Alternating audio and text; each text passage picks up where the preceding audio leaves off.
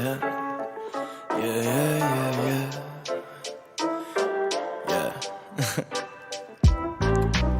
My life depends on trying to figure a scribble I could let loose, dodging the dribble that they trying to throw my way. I think I figured that them figures out to get you. Let them pull the strings that trigger what you say.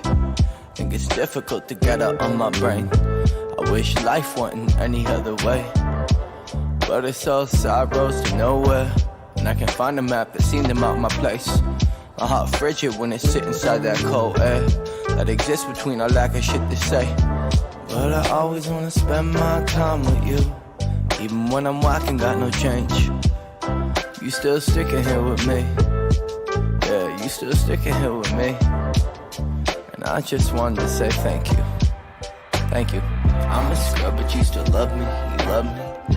I'm a scrub but you still love me, you love me. Even though I don't make no money, you've been there when the times get ugly. I'm a scrub but you still love me, you love me. I'm a scrub but you still love me, you love me. Even though I don't make no money, you've been there when the times get ugly. I'm broke. Oh wait, shit, it's the second verse, right? I think it goes like, I've been stuck inside this pocket of debt, empty walls and stress, gotta stop smoking the cess, I turn redundant, I'm a con, I'm ignoring myself, can't stomach her dwelling, she steady telling me I'm the center of all my problems, but I can't complain, I ain't a man of my own, I'm 26 not home, I ain't grown, I've been wasting my way to progress, but at least I got your love on my back, steady making me laugh, for that, I gotta thank the Lord above us, cause you make me smile when my world look gray, you make me laugh when my center is blue. I was low pockets in these words I make. And yeah, I'm a scrub, but at least I got you. Yeah, at least I got you. And I just wanted to say thank you. Thank you. I'm a scrub, but you still love me. You love me. I'm a scrub, but you still love me. You love me. Even though I don't make no money, you've been there when the times get ugly. I'm a scrub, but you still love me. You love me.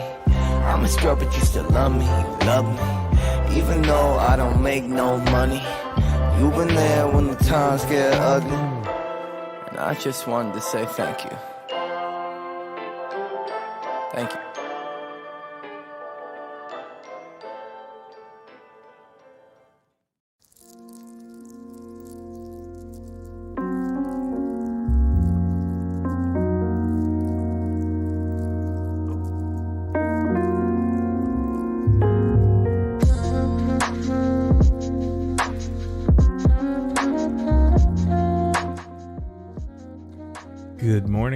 Good morning. How are you guys? P1 Sebastian, first, number one. Hello. Hey, A. Good to see you. Sicchieri. Oh, hello. Nafe. Good to see you, man. Oh, what did I miss? Totino Queen. Hello. Hearts. I'm good, Sebastian. How are you guys? How's your Friday going?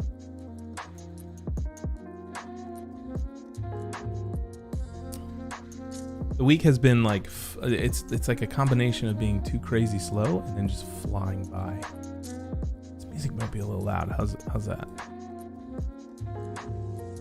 There we go. What'd you guys get done this week? That's what matters, right? Get to Friday and then we get something on the board. So what did you guys accomplish?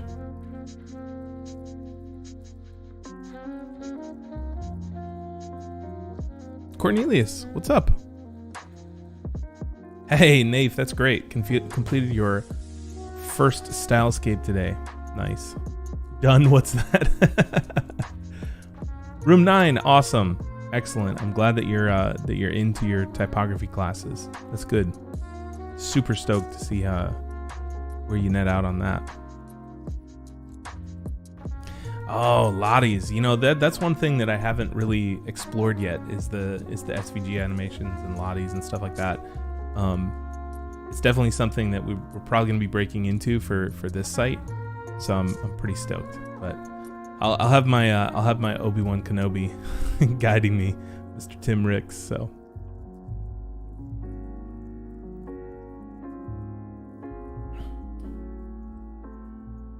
Hey, you locked yourself out of your apartment? Oh my god.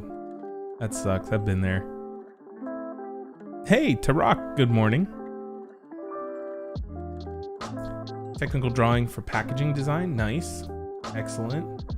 Switch over to the multi-stream chat so I don't miss anybody on YouTube.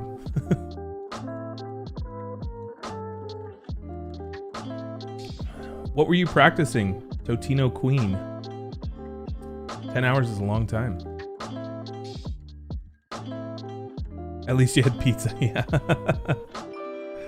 Yeah.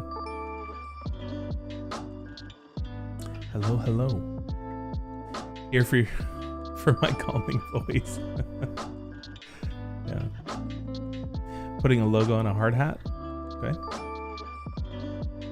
Got some video editing done. Secured some guests for the podcast, and now wanting the sun to come out for the weekend. Nice. Yeah, hopefully it will. The storms last night were incredible. The night before, so Wednesday night was a no sleep night for us. Kiddo was just up all night.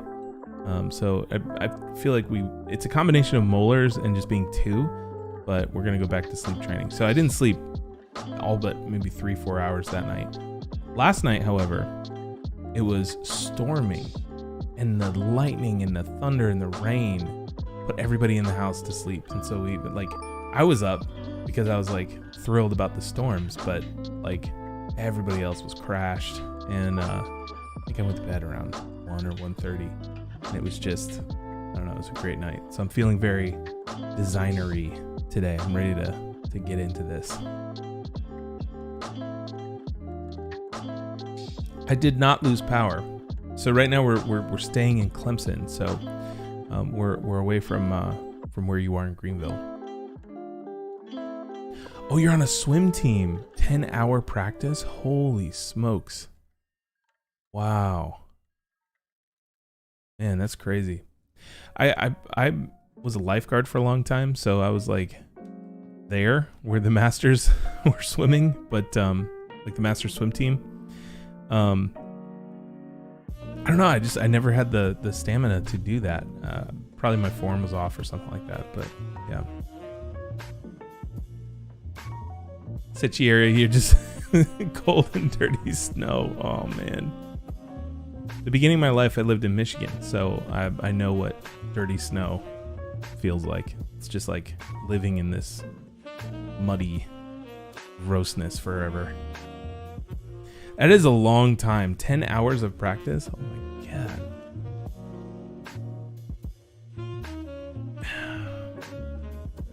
Where in Michigan? Kalamazoo. Yep. Yeah, I totally get that. Sometimes winter is just ugh. I actually like winter, but I'm in the South, so it's like it's nice and chilly here, and it's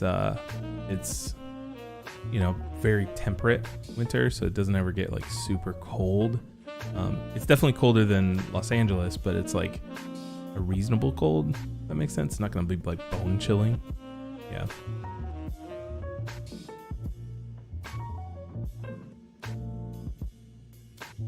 You did a lifeguard camp for 2 years? That's neat. When did I move? We moved here in January, and we're building a house in Greenville, but right now we're staying with my in-laws, my wife's parents. So they've got a pretty big house, and we are very blessed to have this space while we're under construction. Any Scots in the chat? Anybody from Scotland? I mean, that's where my ancestry is, from Scotland, being at Burns.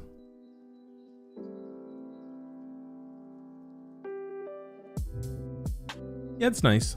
There's not much to do or eat, but it's quiet, and the outdoors stuff is just awesome here. Oh, right on. We got a lot of Greenville people in the house. That's cool. Yeah, Red Kid. We'll have to do like a future Greenville meetup when COVID calms down. Yeah, Methodical. We're actually heading out there tomorrow to pick stuff up. But my wife and I, with our family, we're super COVID cautious, so we're not doing too many like meetups or anything like that. Friend Joe, another stream with me. Good to have you. This is the last cup of coffee in the house. Our shipment was delayed yet again from LA. So we gotta go get some from Methodical. Yeah, it's a tragedy. It's a bad thing. I wish this on no one. So yesterday hey, Totino Queen, thank you. See you later. Sips tea. Okay, so in the world of in the world of tea, right? Does tea go bad? Because like coffee has a shelf life. It's like you want to wait about a week after it's roasted, and then you have maybe 2 weeks to drink it before it starts getting stale. So like the stuff that you get in the grocery store, it's number one, it's over roasted beyond recognition. So like when you taste it next to actual good coffee, it tastes like charcoal, but it's also stale as crap. So like it has a definite shelf life. So with tea, is there a shelf life? Is there like an optimum time for drinking, or can you just buy it in bulk and keep it in your pantry and be fine?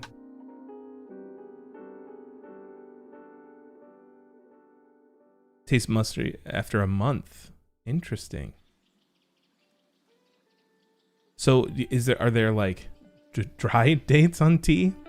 I'm not a tea guy, so I'm totally new here.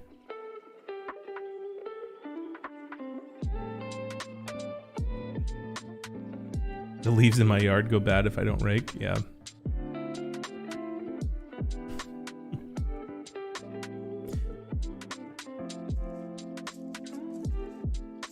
Oh, okay. When the date expires? Is that what you're talking about? I see. That could be years in the future. Like, I'm not buying any fancy tea, but like I'll go to the store and get like Bigelow peppermint or something. And the expiration date is like 2028. See, you just have to be more sophisticated to appreciate coffee. Just saying.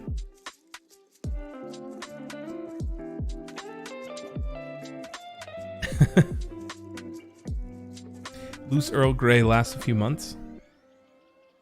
I do like Earl Grey. That's my tea of choice. Okay. All right, so I got some new headphones, and I'm not sure about them. Basically, I wear these because they're really slim and they don't take over my head. But I've got these SteelSeries Arctis Pro, and I was testing them out. And the reason why I like these is because they're wireless, and they claim to have 0 latency. And so I put them on when I was playing a game last night, hooked them all up, and they had this like little receiver thing that the headphones connect to the receiver via wireless, not Bluetooth, and then the receiver connects to your audio source. And I was really thrilled to find these because they were wireless. I have a hard time like leaning back. Like that's as far as the cord will let me go. So I was using these last night, but the one thing that they don't do well is the latency coming from the microphone is incredibly noticeable. It's just like, I mean, maybe 50 milliseconds or more. And it's so bad that I was like super distracted, even just on comms in a game. So I'm definitely not going to stream with those. I might actually send them back just due to that. Plus they're a little small for a big head. I don't know. What do you think? They're comfortable. They're like maybe a 5 millimeters too short. I don't know. I have to have this receiver on the other end for wireless headphones. Like I have a set of Bose, but they don't have the receiver to plug into the Go XLR, which is my audio interface. Anyway, streamer problems. They're really cool though. Like they have an interchangeable battery, and the battery case just kind of like pops off like that. Oh, that's not the battery. Here's the battery. and it comes with an extra battery that charges in the actual base. So if you run out of battery, you pop that off, you pop that in the charger, and you take the one that's charged and put them in. And that's great. Like, as far as the feature set goes on these headsets, they're fantastic. But yeah, I don't know if they're bad build quality. I'd say I'd put them right at like a pair of Bose. They don't sound as good as the Bose though. Harris made me buy it. Yeah, pretty much. Harris Heller. But no, the real reason why I went with these is because of the receiver. Because it's like the Bose, it doesn't have a receiver, so like I'd have to wirelessly connect it to the computer, and then I would lose the advantage of being able to, you know, hear my Go XLR mix. So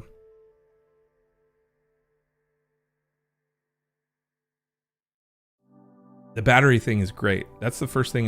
That's the first time I've ever seen that in a pair of headphones, because it's like with the Bose and many of the other wireless headphones that I have, you have to charge them. Even the AirPods, it's like you got to put them in the case and you have to stop using them to charge them.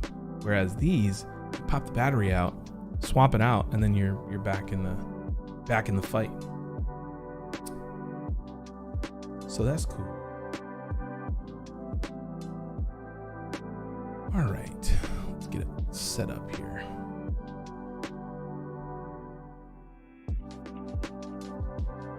Yeah, I have a pair of the Bose Quiet Comfort. They're great. They fit my big head. Okay. Let's crack open XD here. And get to work. So, I have not made too much progress on the Now page since you guys saw it last. But I have been working on some sketches, so I've got some things to go off of. Now, if you're going to start streaming, what I recommend is, and this is just me, right? So like, you guys do what you want, but what I would recommend for me personally, trying to do a lot of like the creative thinking, you know, things like the sketching work seems really, really difficult to do on stream. There's always something that's like pulling me towards chat, and I'm finding that like if I sketch things out beforehand and then I move into the design program, I'm doing a lot less thinking and just more like designing by gut, you know, reacting and things like that. And so it's a lot easier for me to get things on the page if they're sketched out. Now, again, that's just me, but if you're gonna stream, I would recommend just like it's kind of like planning the stream almost. So, pro tip. All right. So where we left off was the software stack, and we've got a couple of options. We've got this slider thing here, which I'm actually not a huge fan of.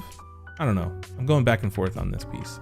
I do think that like after working with the light background, I think that we're gonna have to go dark. So that's one of the changes that we're gonna make today.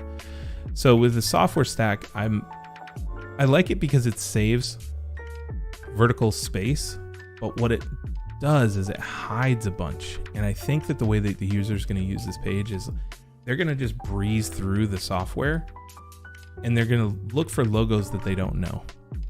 You know, if somebody doesn't know what things is, they're gonna immediately see this and kind of hover over it to check it out. And so I think that like this is probably, as far as the user is concerned, it's gonna be easier for them to identify something that they don't have in their arsenal by doing this versus this, where it's gonna force them to like swipe through and scroll through all of them. So it's just a minor inconvenience, but that's the kind of thing that I want to, avoid. So we do have one more thing to try here though. Visually.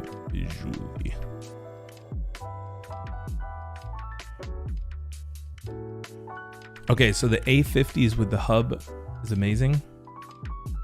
Okay, That's really cool. What they're Astro A50s. Okay. I'll check those out. Yeah, if you have any other recommendations for headphones, throw them in the chat, or actually throw them in the Discord. We've got we have a setup and like tools and technology channel in Discord, so throw those in there. I would love to hear your suggestions. All right.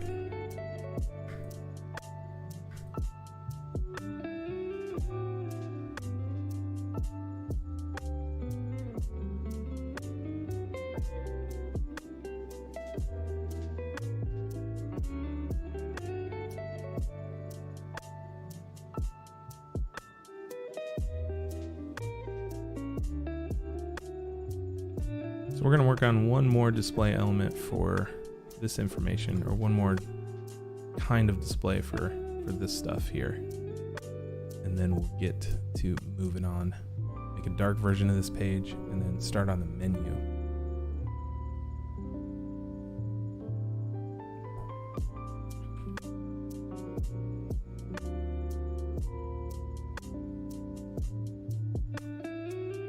I just wrote the script for the first episode of this series. Finished that last night. Nope, night before. That was pretty fun.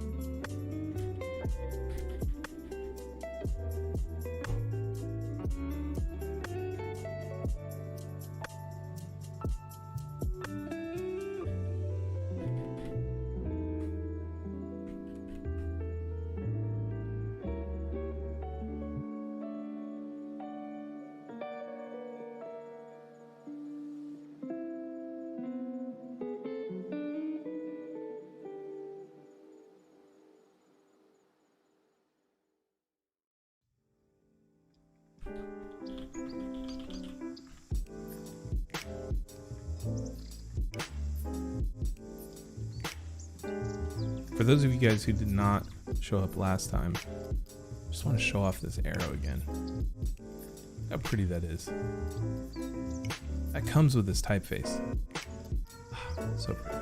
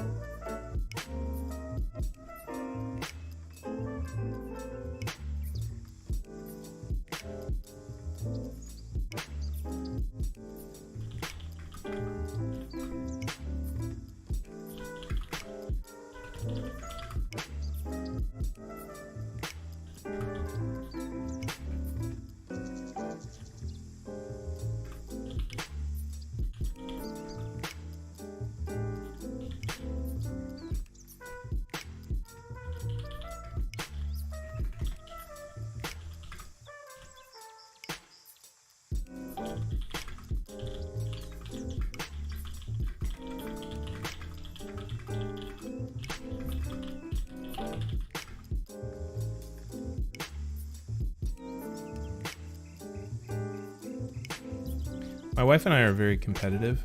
And the other night, I heard her typing. I was like, how fast are you typing? Both took typing tests to get our speeds. She smoked me. I mean, I think I was like 70 words per minute or something, and I think she hit 100.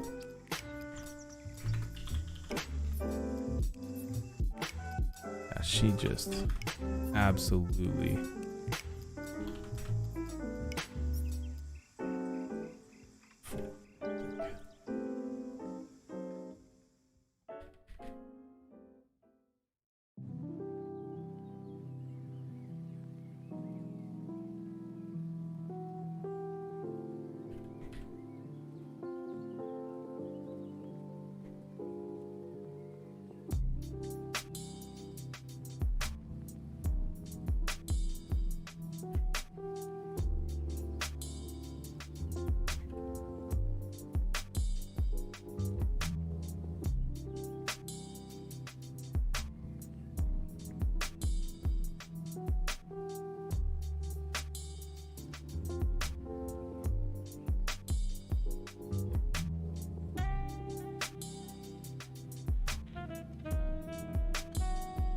try a couple different variations of this.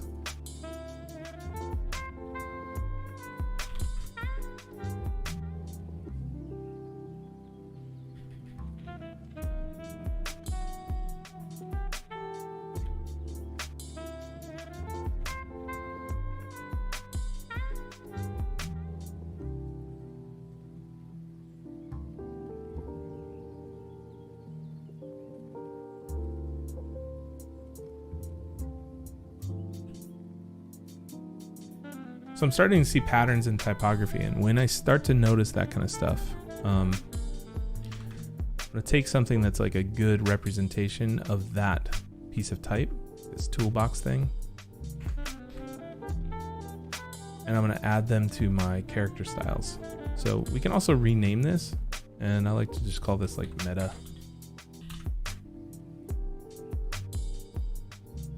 And so I'm sure you guys know this, but like when you're working in a program like XD or something like that, you can click a piece of typography and then just click a character style and it changes it. So it's pretty handy.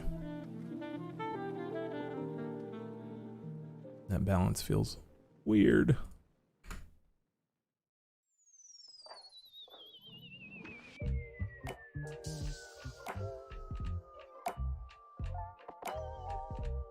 And yes, I am relatively sure Figma does the same thing.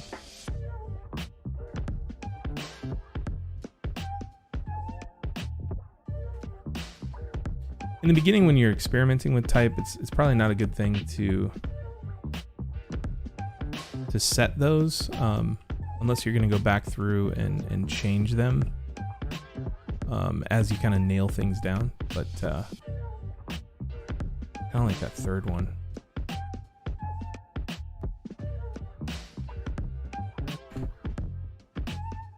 This competes a little bit though.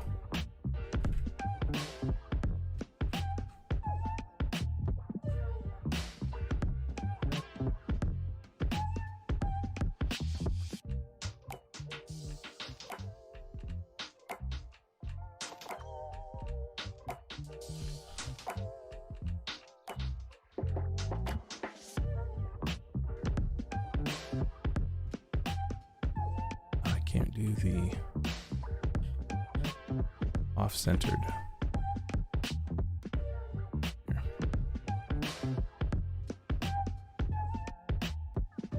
If you're using a design program like Illustrator or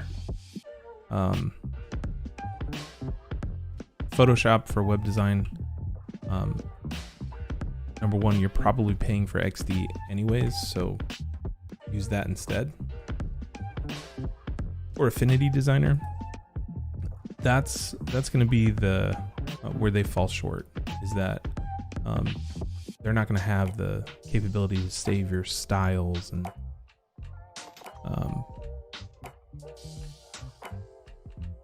reuse them or like make massive edits.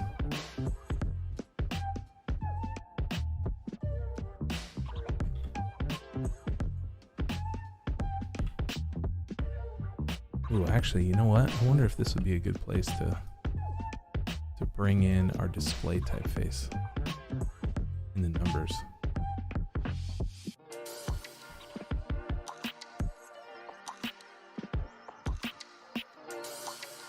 Let's try it.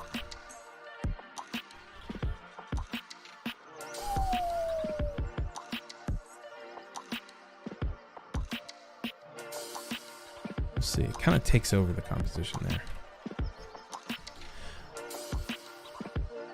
But I gotta say, like, I used Photoshop for web design for a long time. Granted, they didn't have, like, I think Sketch was in its early days back in those days. What I would do is to have reusable components like a nav bar, I would create the navigation bar like as its own PSD, right? So it's like you had the logo, you had the menu items, and then whatever design was behind it, or maybe it was a transparent nav bar. I'd save that as its own PSD, and then I would place it in the Photoshop document as a linked Photoshop. So that way, if I needed to make one change on the nav bar and I had 47 different PSDs for web design, I could change it in the one nav bar file, and that would implement it throughout the rest of the project. You know, those of us who came up in those days, we had to hack things together. That was it. All right, I don't like the way this looks. I like the way that the Stelvio looks there better.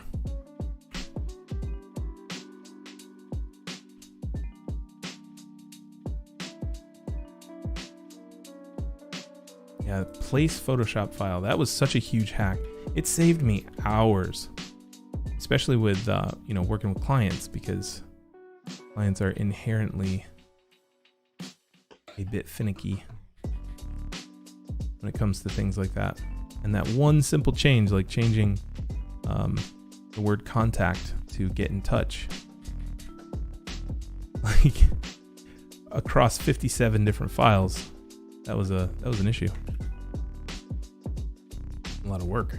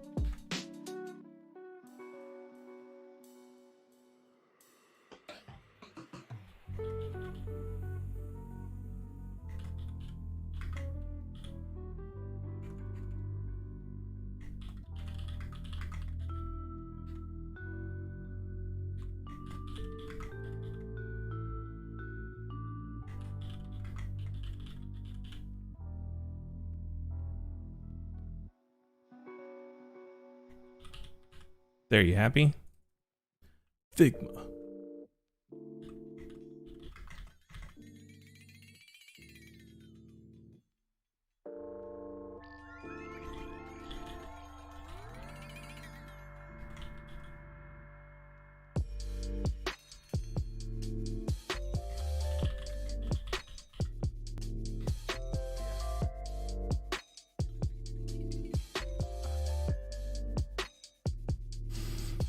Let's do Discord.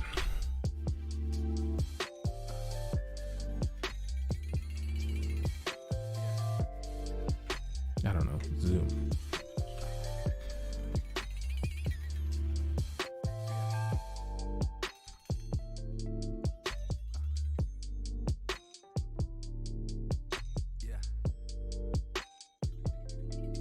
So I like this. Oh, it's weird. It shouldn't be there. I like this, but it's monotonous with the rest of the layout. So we start, we've got this gorgeous display title. This makes sense. I'm still kind of visually engaged. This is gonna have cool hover effects. And then we get into this, and it's kind of more of the same. There's rules, there's type. We could lighten it up with animating it, but to be honest, I kind of like one of these solutions a little bit better.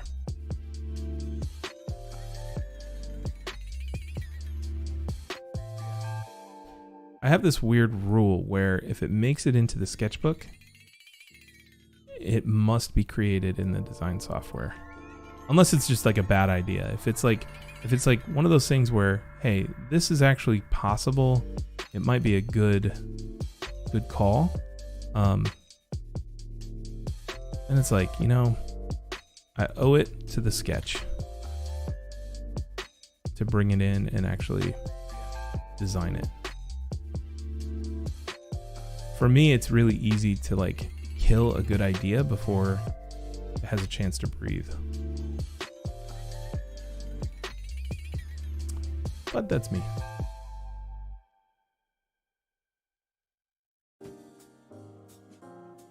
XD is free? Oh, wow. God, why am I paying for Creative Cloud?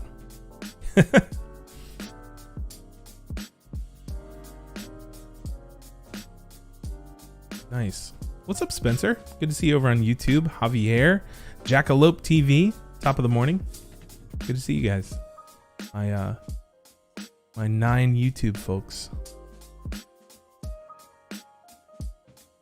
Hi, vegan. I'm dad. You know, I actually did that to my 5-year-old. Hi, hungry. I'm dad. She loved it. She cracked up. Do people actually like the horizontal scroll effect on websites? I think it depends. It all depends on your execution, because if you execute it really well, it's really nice. But I don't know. It depends on the way, because I've seen some really terrible ones too that just take over the whole screen, and that's kind of annoying, especially when you know what you want to get to, just below. Yeah.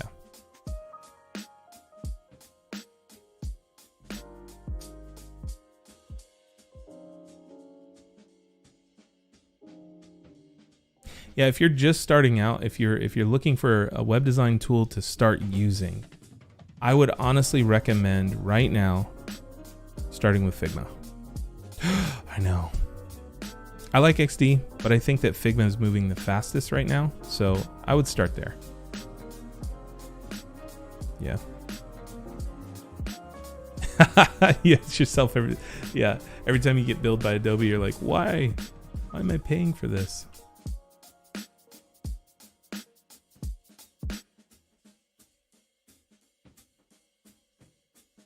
So these cards, I think, are my favorite, but they also are the furthest away from like the brand, like the visual identity that I've created. So that's where I'm kind of like struggling with these. But as far as like the interactivity and the way that they perform and the way that like you can see a large number of tools all at once, I do like that.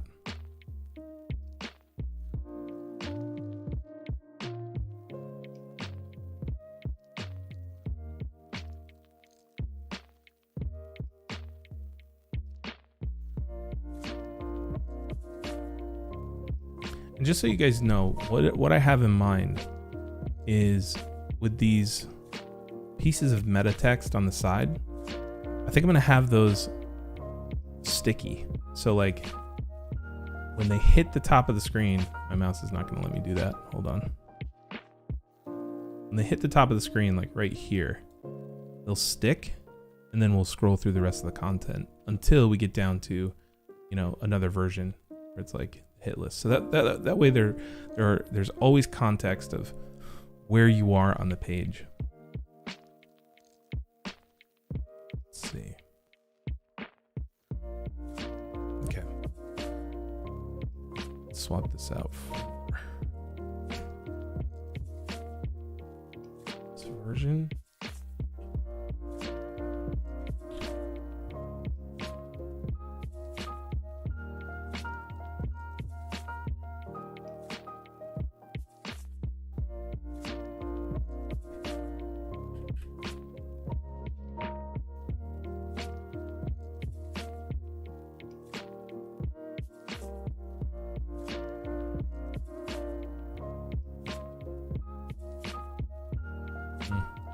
I don't know, I kind of like that. We'll see. We'll see. I'm going to leave that one there for now. And pull in. Actually, I think I have a Unsplash plugin over here.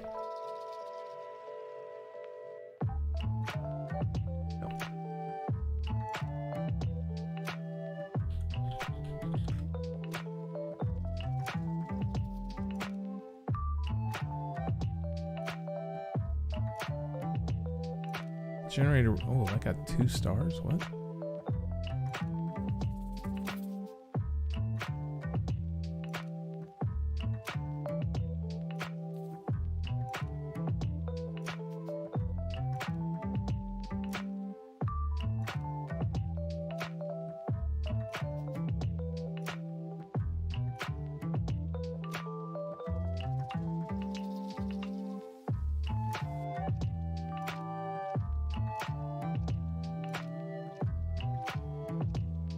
I guess it is Unsplash. Okay, let's try that one.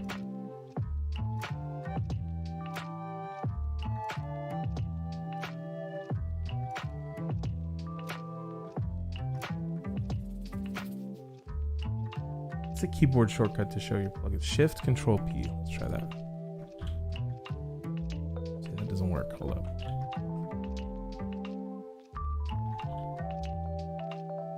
There. Yeah, that works.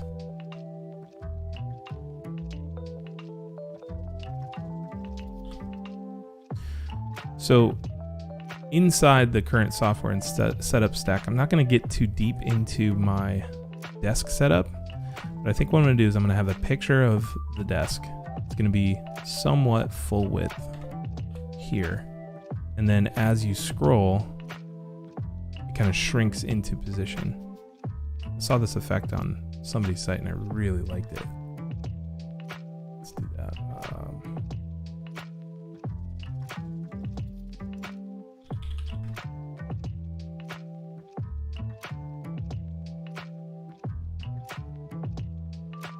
So something like this, where you're kind of scrolling, it scrolls into view, and then it gets to a certain point, and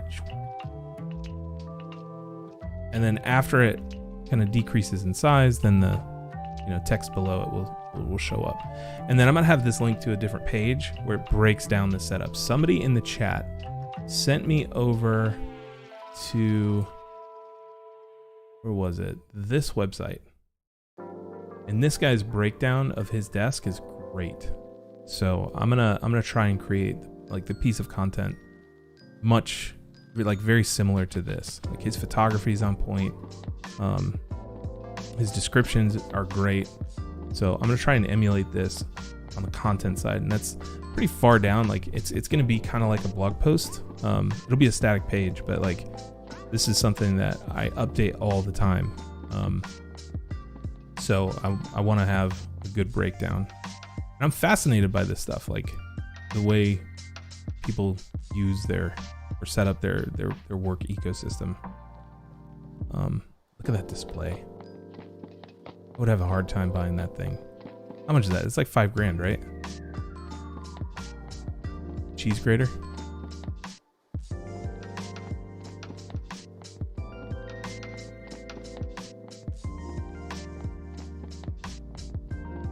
Hey Sid, thank you, appreciate it. Hey Chalor, good to see you. Squarespace.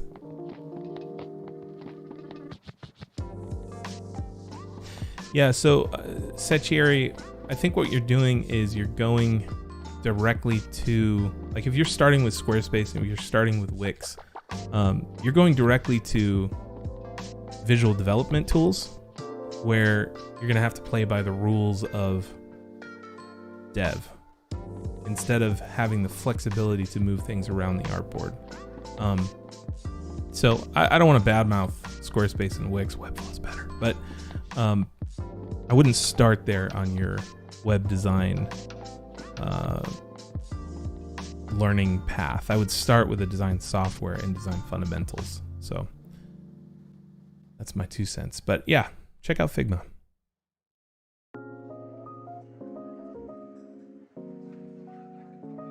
Didn't even think about the value you'd get from not having to buy a separate cheese grater. I know. Do it right there.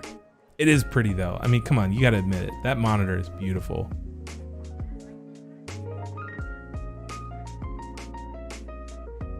Yeah, Wix is not the greatest.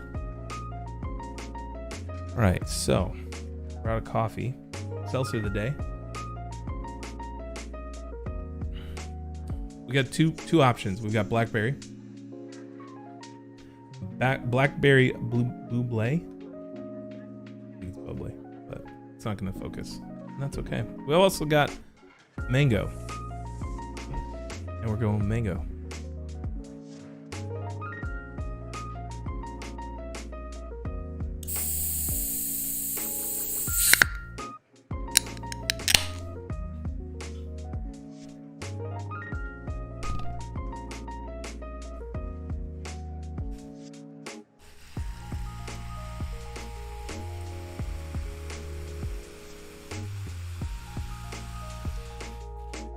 The Seltzer ASMR you didn't know you needed.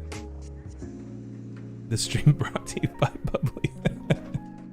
Yeah. All of our glasses are in storage. So we've got plastic ones, and that irritates me for some reason. You have to drink seltzer with ice out of a glass.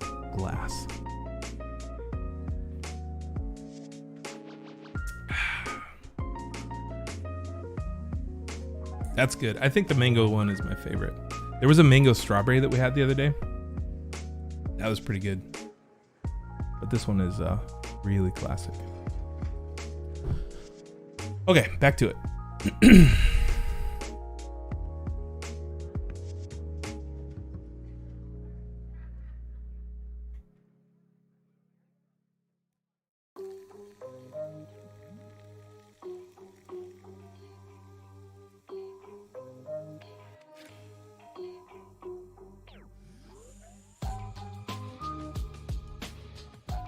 So I don't know if you guys noticed, but I made a mistake here.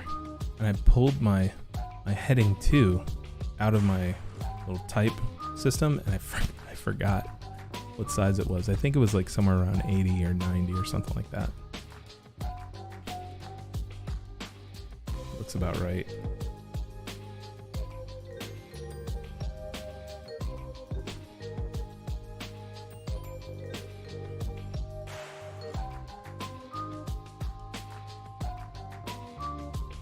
That's what happens when you don't save your character styles from the beginning. Kind of lose it.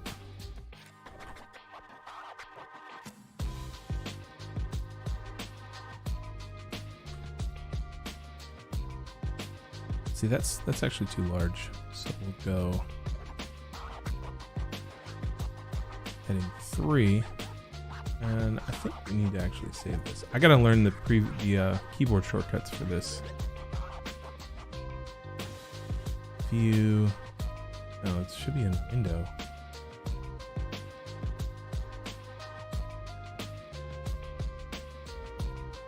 Here. Okay, so it's Control Y and then Shift Control Y. I wish it was Shift Control L. Yeah, there we go.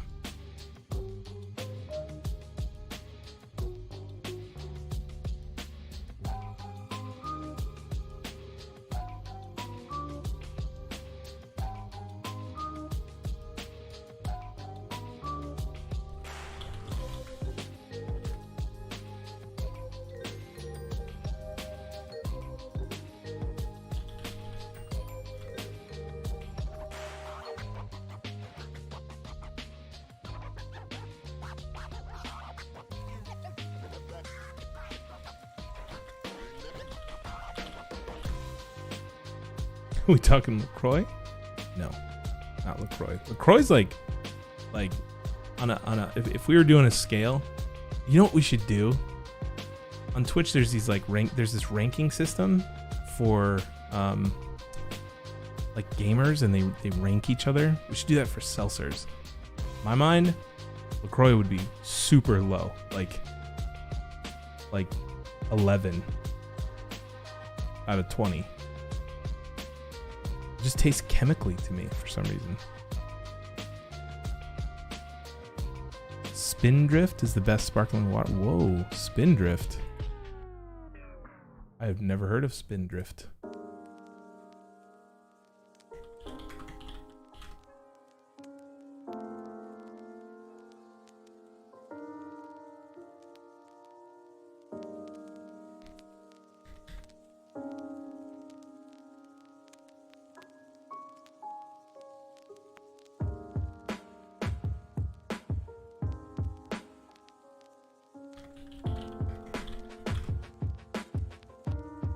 So I'm just going through and making it easier for me to change type sizes when I need to. So this one's 130. This was 240. So let's see. This one's 140. So I'm kind of all over the place. You'll notice. This feels right.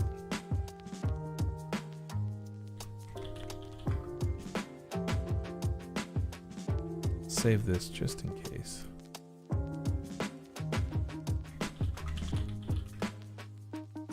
And then of course we need to save our massive heading.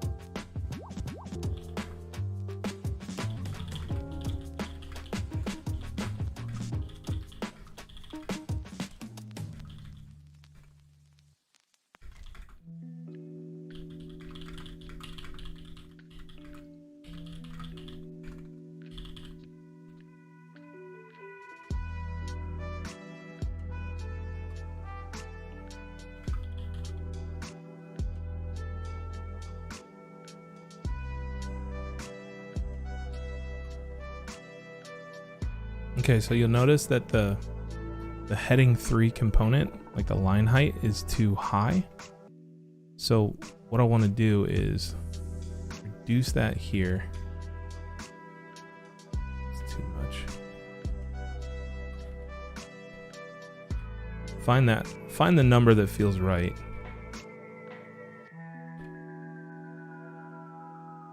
46.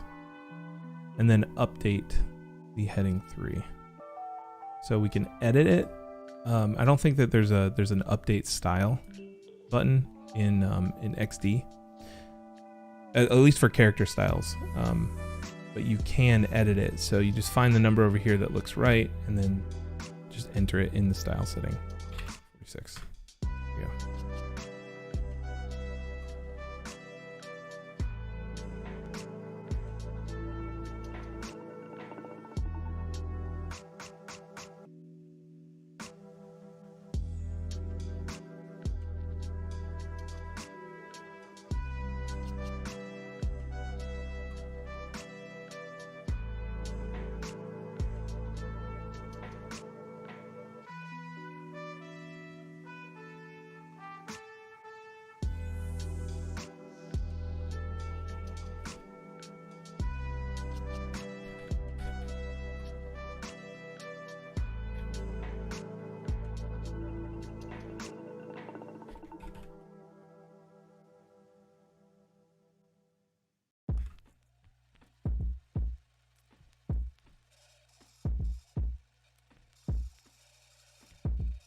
Yep, that feels cool.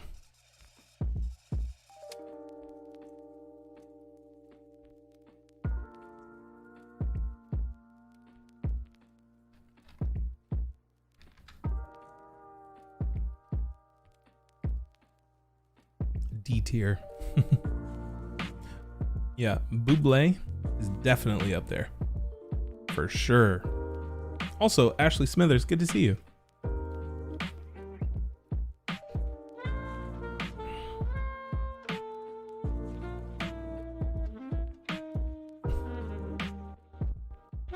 Tap water is next level. That should be a brand. It should be a brand of seltzer, tap water. Or like switch it around, water tap or something like that.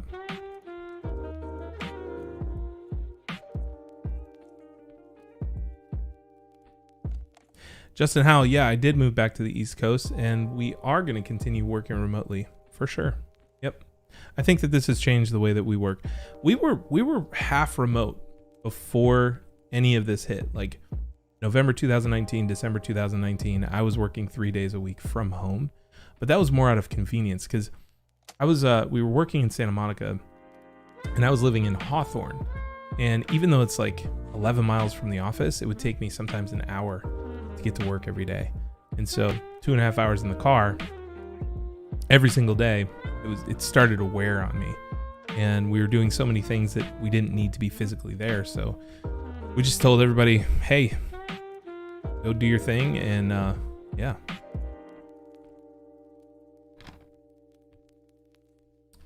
And then when the pandemic hit, it was like, okay, I mean, we're already half remote.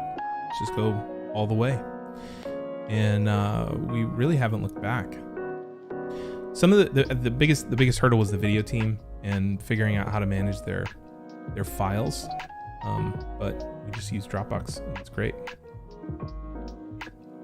Yeah, never going back to the office. Exactly.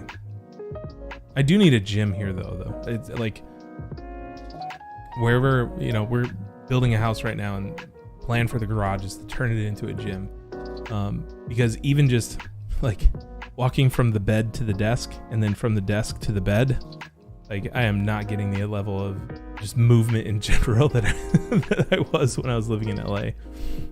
So that's the one downside about working from home. Yash, I do have a YouTube. Thanks, I appreciate that. Great things for tonal gym. Okay, I'll check that out. Alright, I'm feeling pretty good about this. Just so you guys know, we're gonna take a break at 1 o'clock.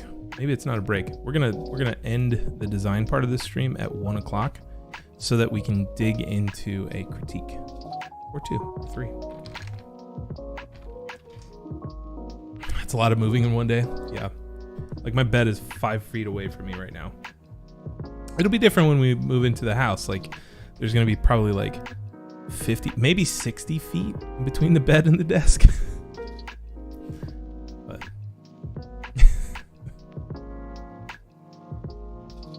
all right. Okay, so the next thing is the whole graph system for goals, and I don't think I'm ready to do that yet. I don't have any sketches for that, so I'm not going to work through that on stream.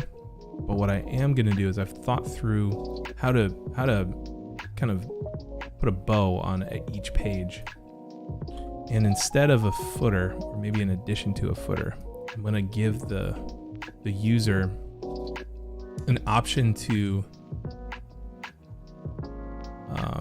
go to another page.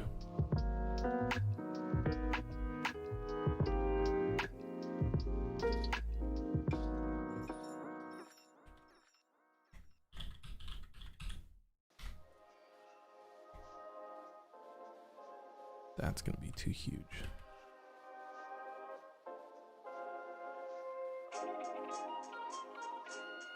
Something like that.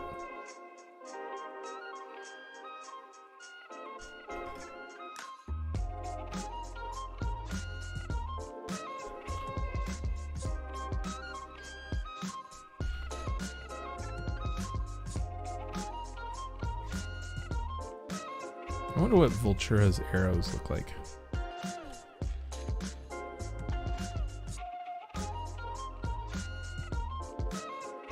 I wonder if they're as fancy as the ones in Stelvio. Am I missing them? There we go. Oh no, they're default. They didn't do arrows. Man.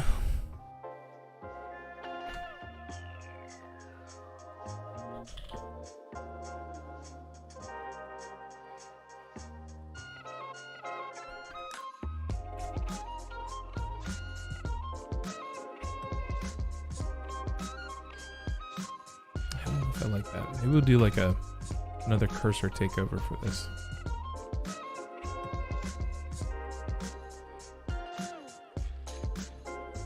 Put this in outline form.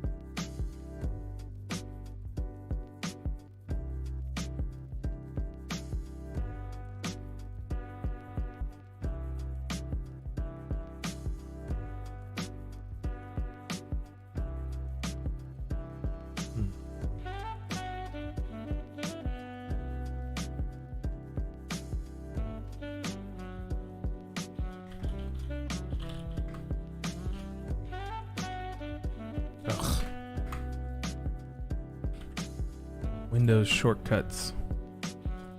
Come on.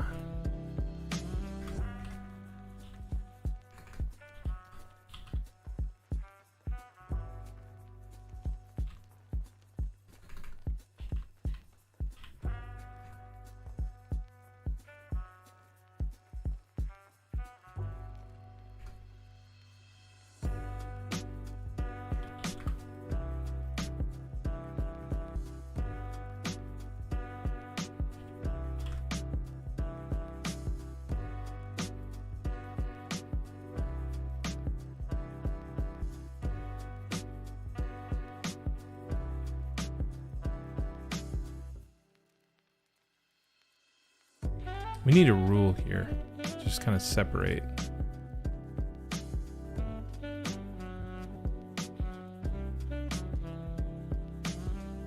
Something like this.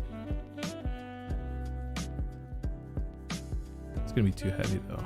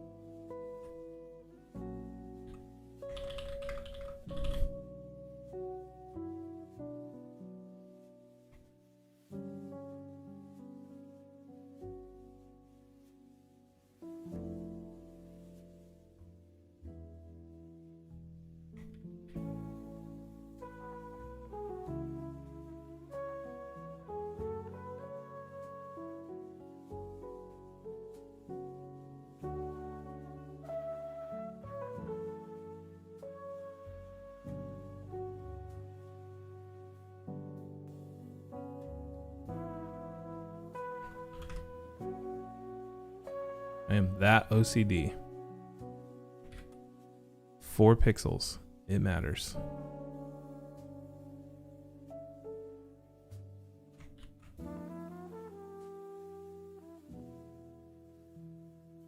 Okay.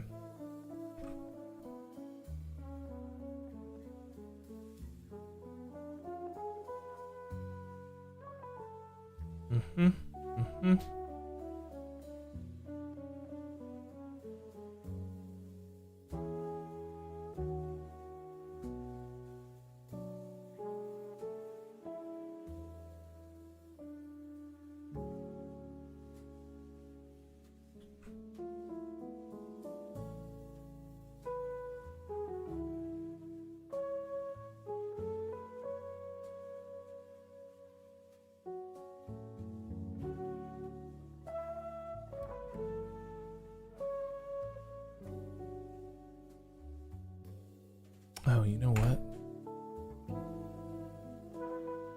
I had a different tone for this noise here.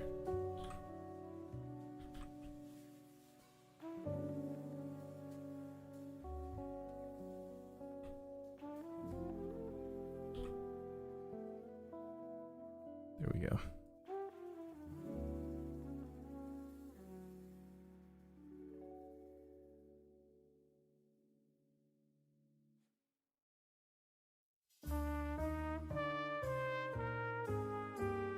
Better.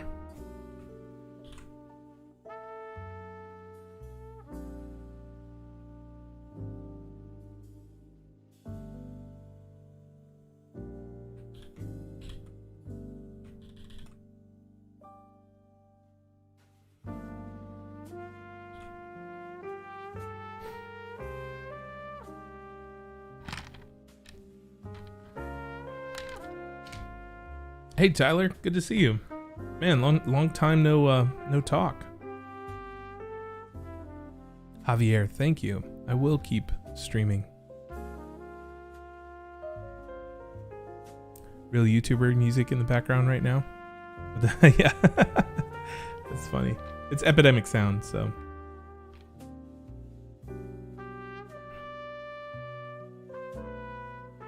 Sample Jesus, hello. Okay, blue segments. What are you talking about? Oh, that's the layout grid. So if you click on your artboard, it's this column here. You just without the keyboard shortcut, you turn that on. Set the number of columns. Set your gutter width, and then I would leave that alone. And then you set your margins, and I'm going for something a little bit more on the asymmetrical side. So that's why I've got mine set up like that.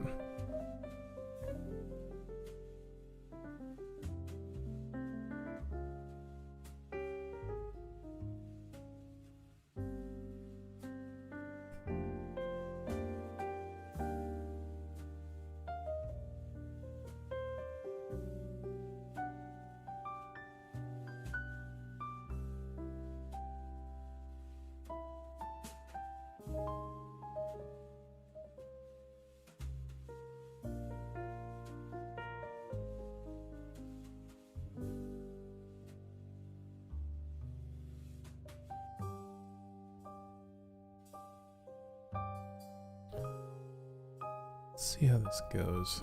I don't know if I'm going to prefer the...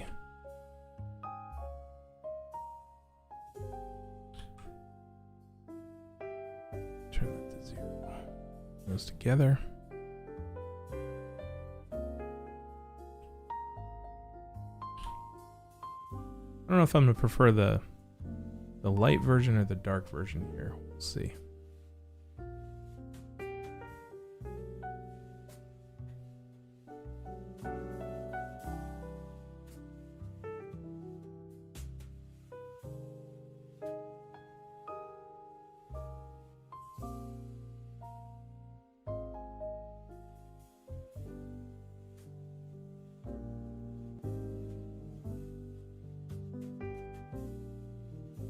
All right, one thing to notice is that whenever you have light text on a dark background, the weight changes.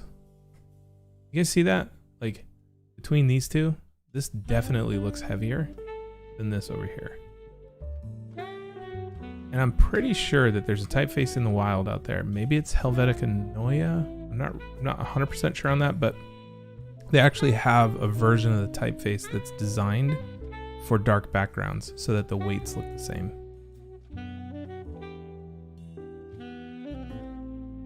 It's something to be aware of because it's definitely a different vibe. Like I kind of want to lighten this up.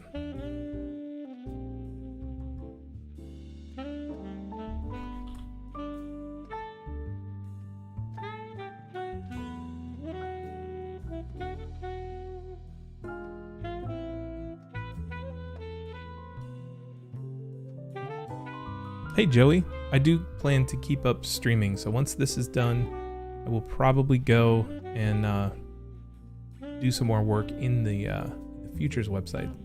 But I'll be streaming for the foreseeable future.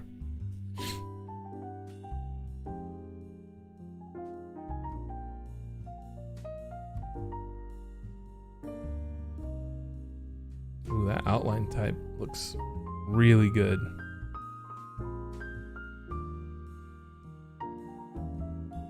The dark background.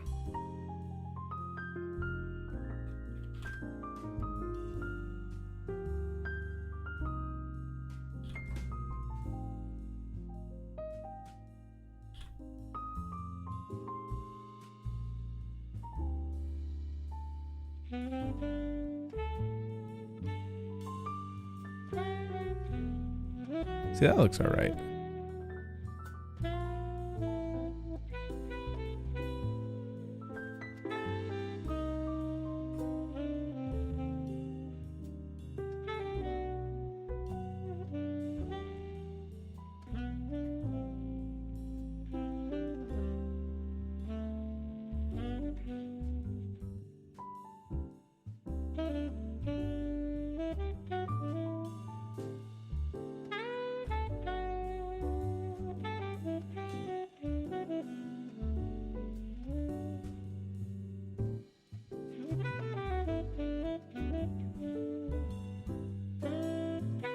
like that alignment there.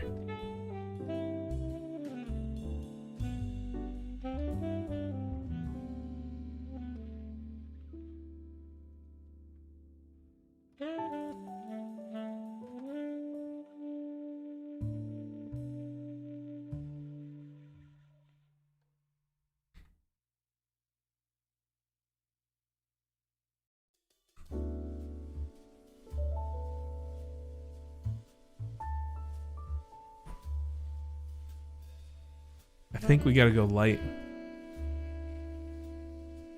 for the body text.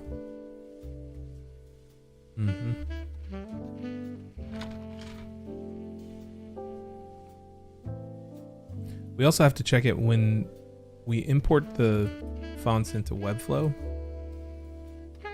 We have to see how the browser renders these fonts. That contrast is not good. There we go. Because the weights can be kind of funny with that too.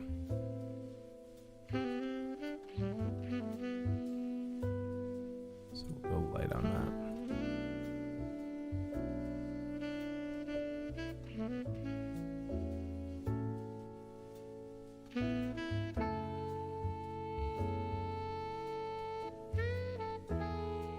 Sample Jesus, thank you for the follow. Sorry if I miss you guys during stream. When I'm not recording this stuff for a series, I'll turn on audio alerts so that I actually can see when people follow.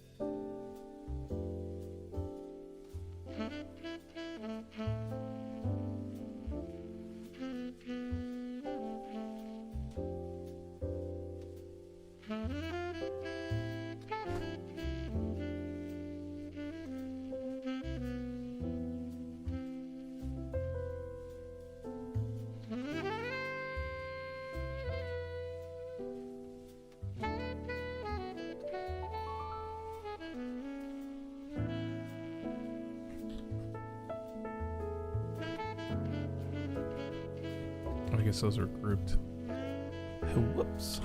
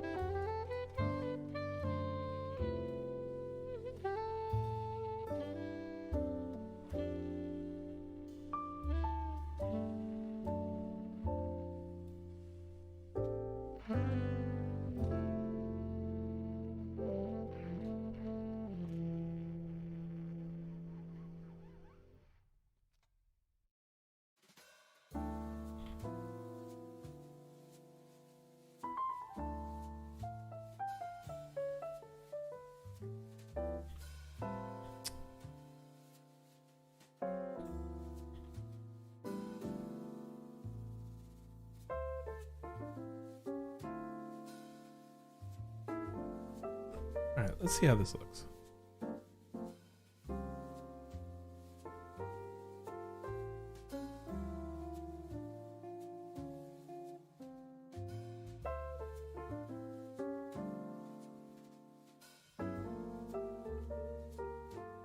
Kind of like that. Yep. That border. Gotta get rid of the border. Come on, XD. And that. Let's see. Border. This rule did not get colored.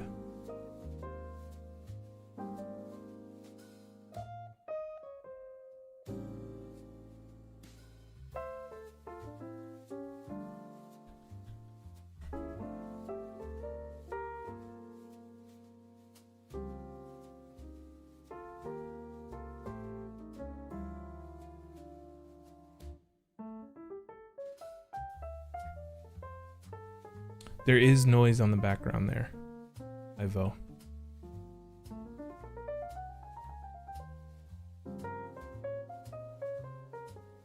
So we can do cool stuff like these little circular text elements here. Yeah, you just saw the noise right there. Sounds like a name of an emo band album. I saw the noise.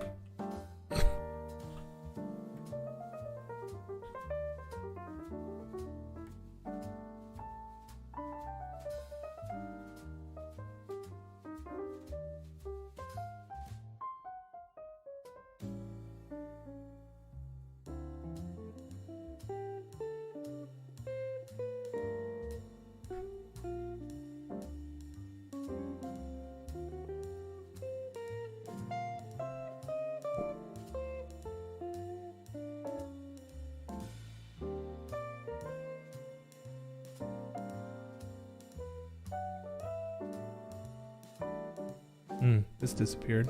Where's that? Did I miss all my meta text here? Yeah, I did.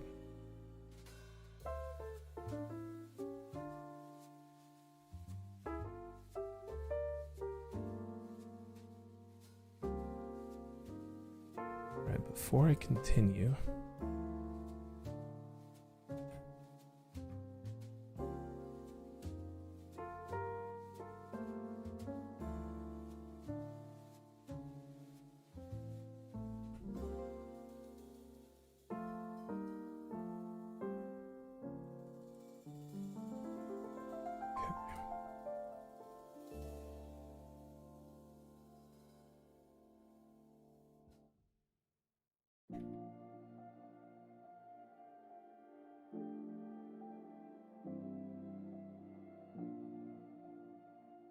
yeah, that's nice. Okay.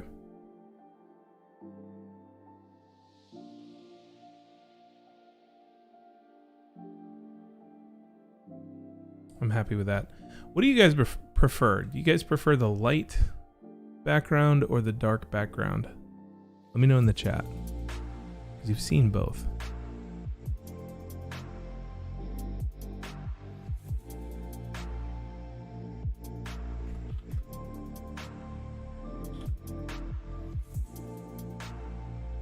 I'm a little torn, to be honest.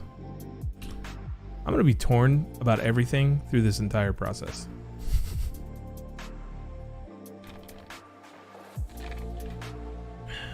Can't really see it on stream though, like the noise. Yeah. Can't decide maybe if it was live. We could add a switcher. Like we could do both. Dark mode, light mode. That could be kind of cool. It's mixed. Mixed votes in the chat. Here's the light version. I'll tell you why I like this. It's very editorial. Like it feels like a newspaper. And if you read my bio, I have a history in newspaper. Not design. I delivered them when I was a kid. It was great. That was my first job. I was 11 years old. So I have love for this light background. But the dark background, it's pretty sexy. I don't know.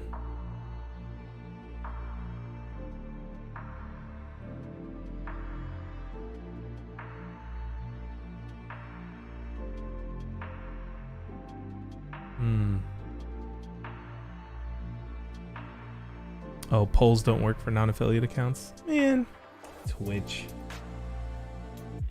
Yes for both. Yeah, the photos do get a little lost on the dark background, and it's probably because they're black and white right now. And I was thinking about loading them in black and white, and then as they kind of fold into the screen, then putting restoring the color.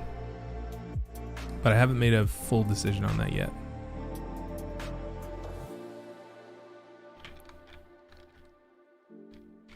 Sync it up to a local time of day so it switches to dark mode after sunset. Oh, that's a cool idea. What? You like dark mode? Like, lots of people like the dark mode one. Okay. Well, that's the good thing about being in the phase where we find ourselves, is that we still have lots of flexibility on this. I like the typography better on the light mode. Just the way that the font renders on the background. Because if I wanted a really thin, like if I wanted to incorporate the light version, because this kind of looks the same to me, to my eye. Like the light version of Stelvio Grotesque on a dark background looks like the same as the regular version of Stelvio on a light background, even though these are two different weights. So it's something like funny with the way that these are displaying on the different backgrounds. But the disadvantage on this one is if I wanted to go super light, like if I wanted to get this look on here, I couldn't.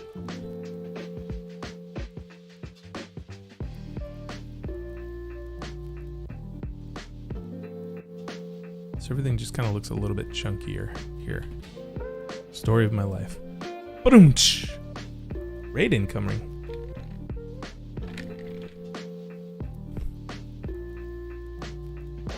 I don't see it. Let's switch over to Twitch chat.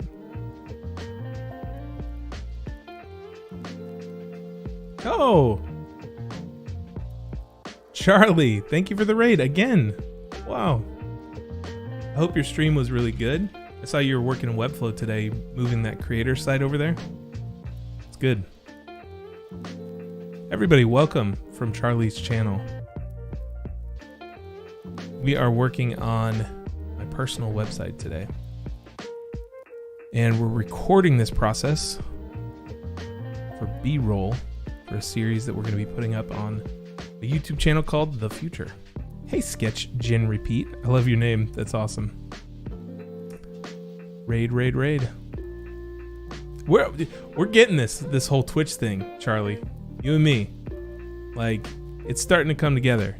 This whole rating thing and the language that these Twitch people use. We're getting there.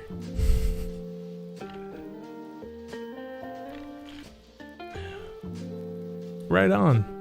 Hey, Hugo.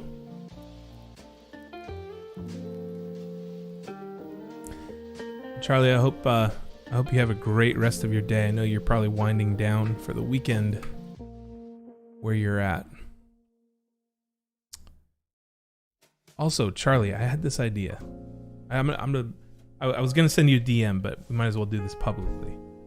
I'm gonna propose an idea.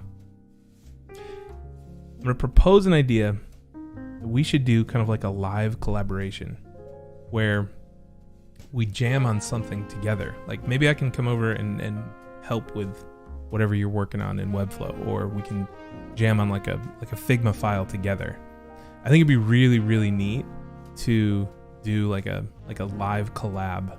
It doesn't matter what we do, but like I think that back and forth between designers is really valuable and could be really fun. I'm in, say no more. Yes, stream collab. Nice. A public DM.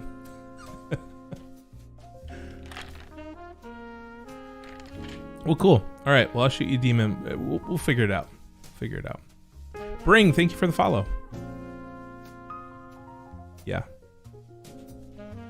My cell phone number is... No, I'm just kidding. Come on, guys. Like, what?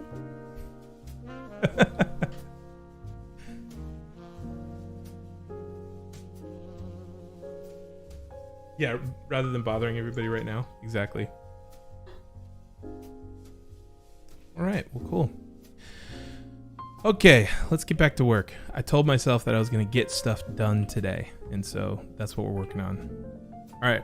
Again, for those of you guys who are joining from Charlie's channel, thank you so much. I hope you stick around. I hope you get some value. We are just doing a chill kind of like work with me session today. I'm working on my personal website. We're recording this. We're going to be using this for B-roll for a series that we're putting on our YouTube channel. And yeah, working in XD. And we just finished up a couple of versions of the Now page. And I'm pretty stoked at where we netted out. We haven't made a decision between the light version and the dark version, so we're just going to leave them both in there, and we'll go from there. So now I think we should work on the menu, and I've got a couple of sketches for the menu. So we'll switch over here so that you guys can see it.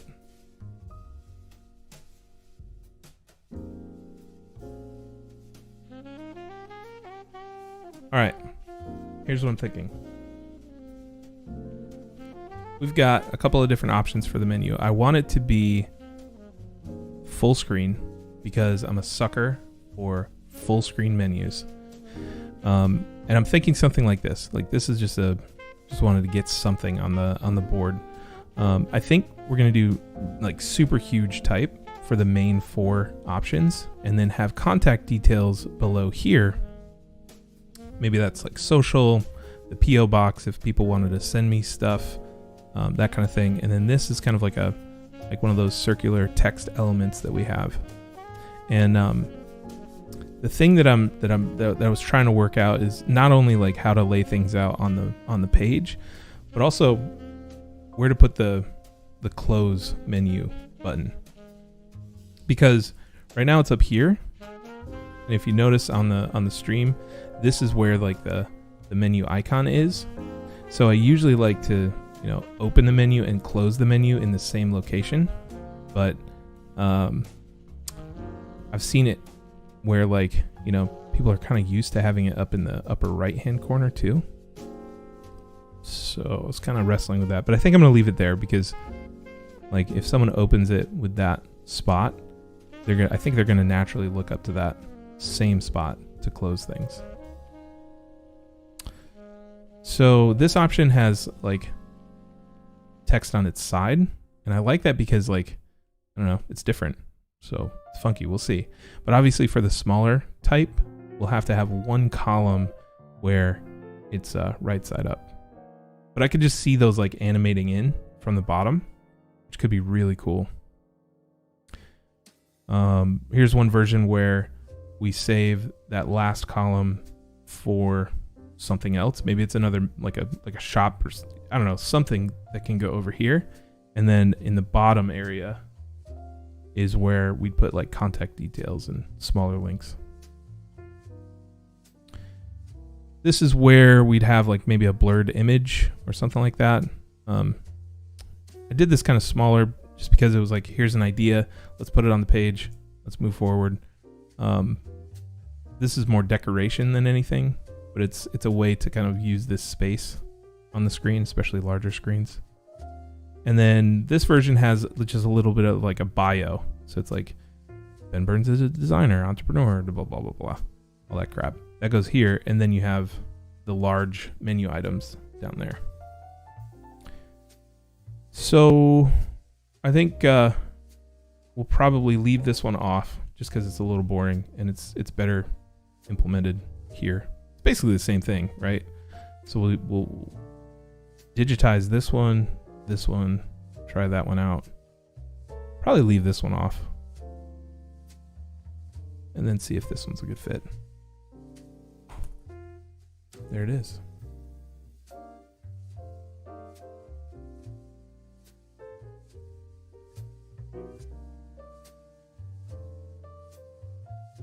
Is Adobe XD any good? Yeah, I like it a lot. Absolutely. But if you're just starting out, I would use Figma because that seems to be the industry standard, and especially if you're going to work with teams, Figma's the way. Yeah, I like it a lot. Yeah, fancy camera angle. You gotta do it. I gotta sketch, and trying to sketch on a computer with a tablet, it just doesn't work for me. So, yep. Huge fat outline type. It's very in vogue. It is. Yeah. Is sideways type okay for accessibility? Yeah. We would have issues there. Especially if this site were like, really hell bent on conversions and,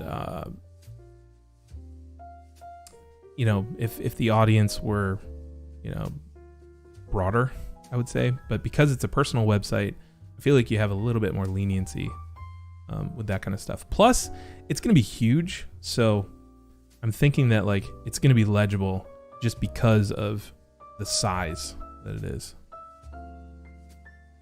Hell Celsius, thank you for the follow. Henri, thank you for the follow. Let's see. Who's going to code this? I am. We're going to do it in Webflow.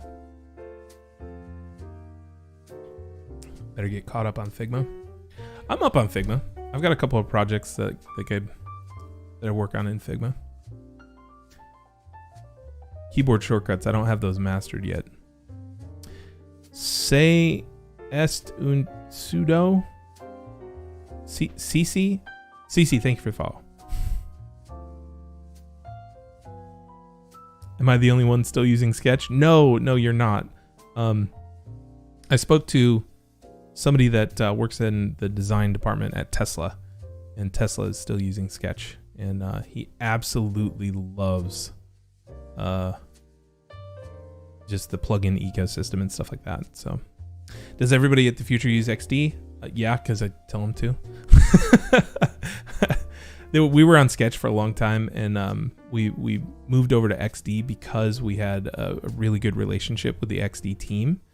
So we moved over there, and that was before Figma was really a big player, and so that's where we have our, design system hosted, and our web design done. So yeah. Sam Castillo, thank you for the follow. French is hard. Want to try flipping the dark mode background and the dark mode card background? What does that mean?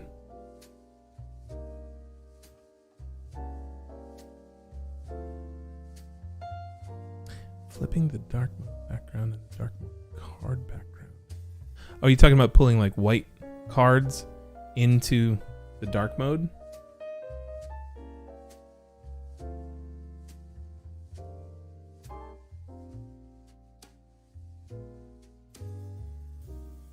I felt like it was too much contrast, like the cards were attracting too much attention, whereas the dark mode cards were kind of like more subtle.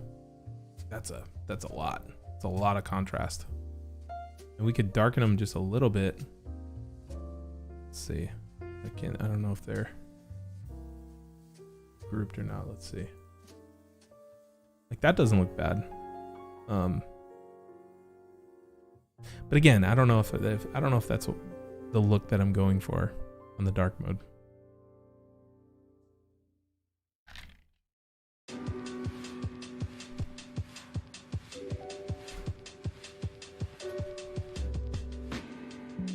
Oh, making the actual dark background darker. It's possible, but I really like the gray green thing. I see. Okay.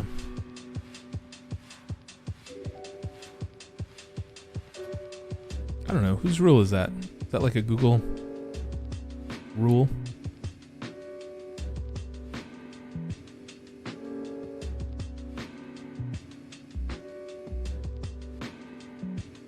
Dark ground.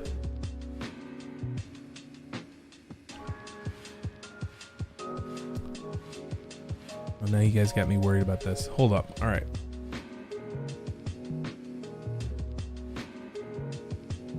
We could.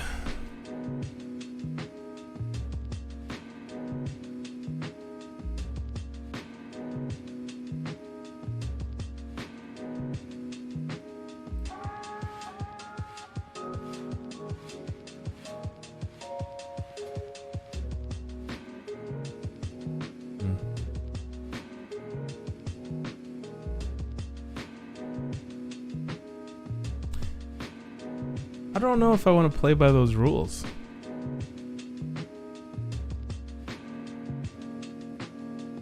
I see what you're saying. As far as like what users are familiar with.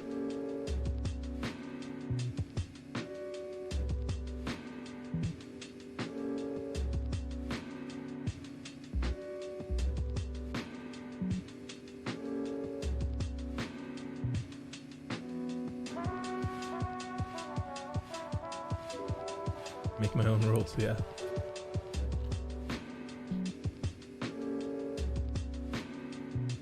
If I was following those rules, then the light background, these cards would have to be darker than the background, yes? Maybe?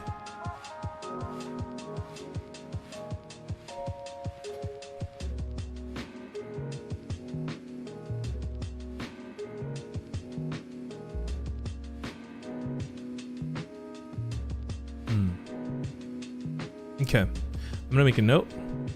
I'll literally make a note.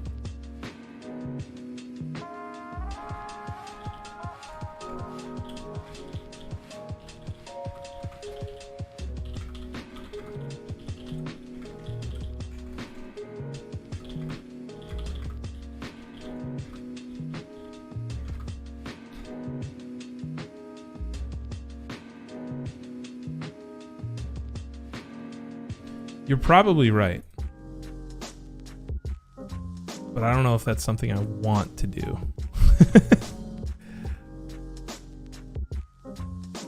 Because I like how subtle they are. Okay.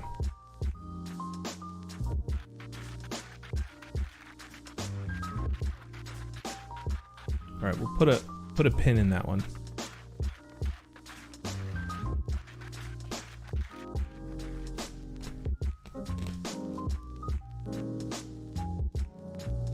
All right. What were we doing? We were doing menu stuff. So.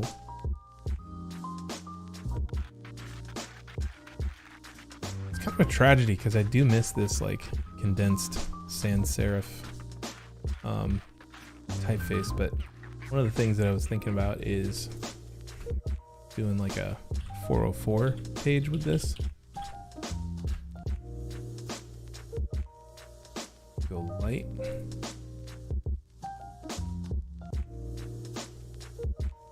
And then change the fill on this one to like a barely legible pink or something.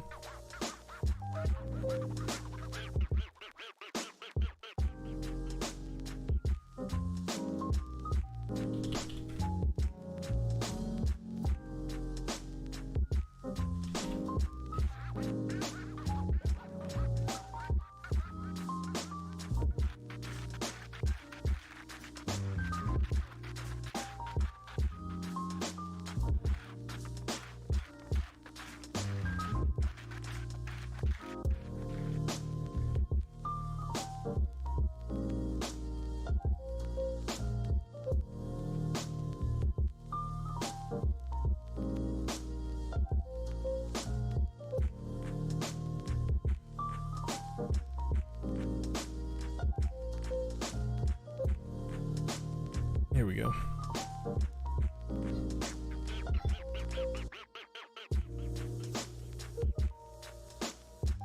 I have this love for obnoxious 404 pages.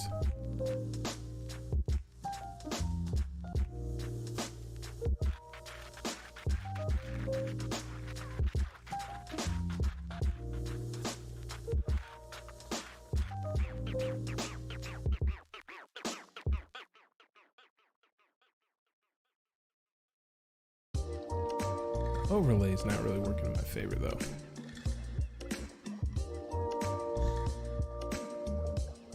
You hear the kids running around?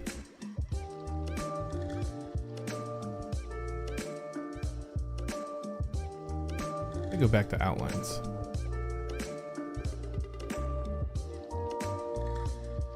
It's worse. We made it worse.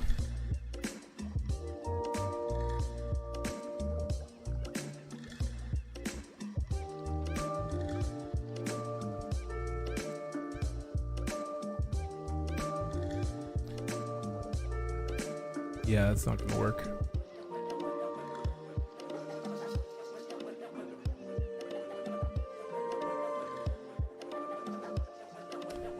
It look cool. Look cool right here. Maybe if we switch them. Go.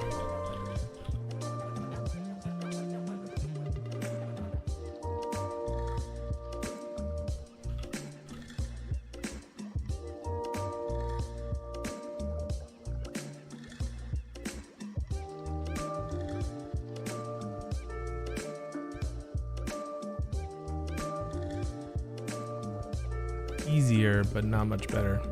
It works on white.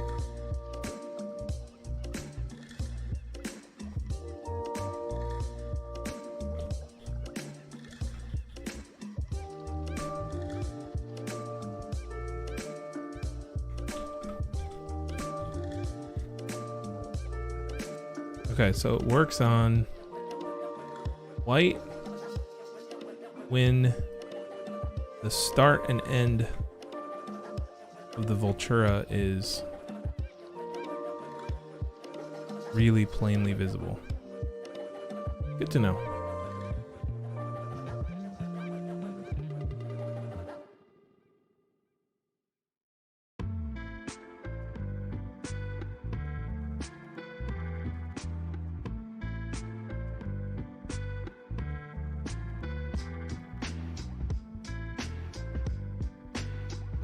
Since we don't have a white background in the mix so far. Yeah, that presents legibility issues. Bummer.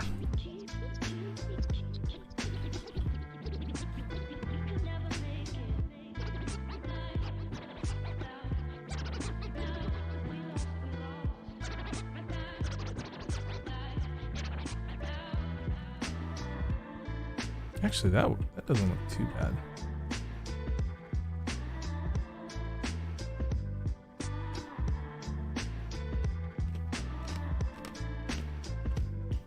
See you, Charlie. Thanks for the raid and thanks for hanging out.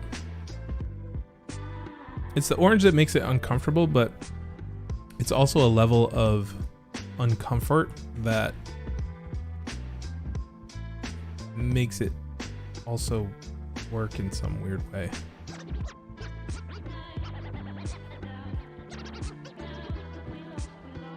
It doesn't work so far. That might. Come on. There we go.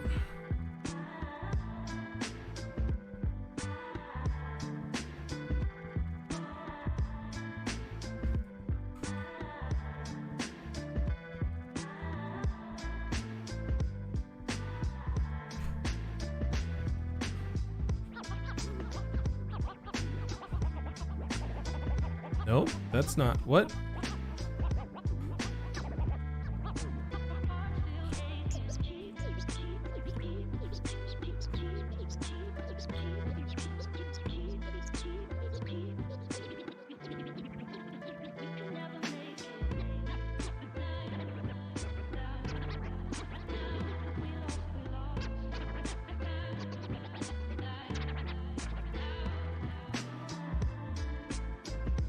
See, that doesn't look too bad. Hold up.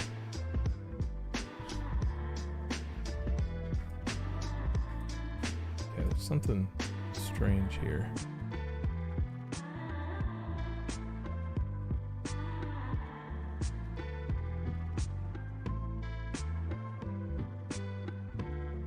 This fill does not match.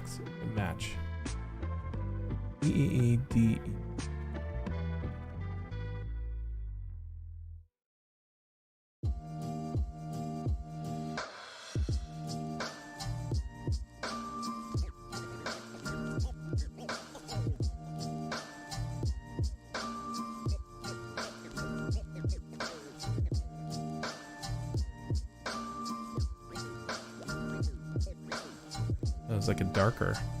Okay. There we go.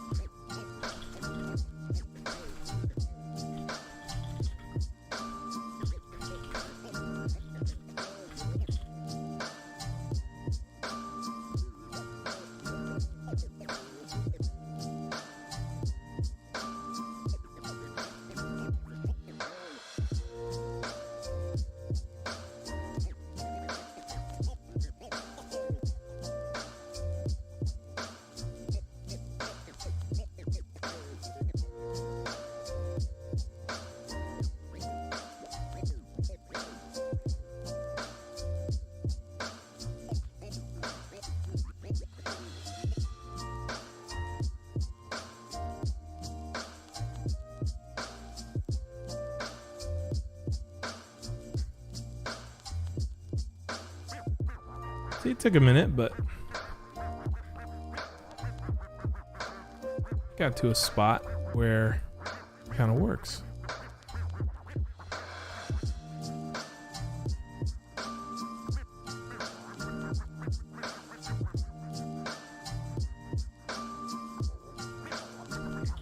The only problem with this is that I have not pulled in this paint color yet. And so we've got an element on screen that is unfounded or not repeated in the design, I should say.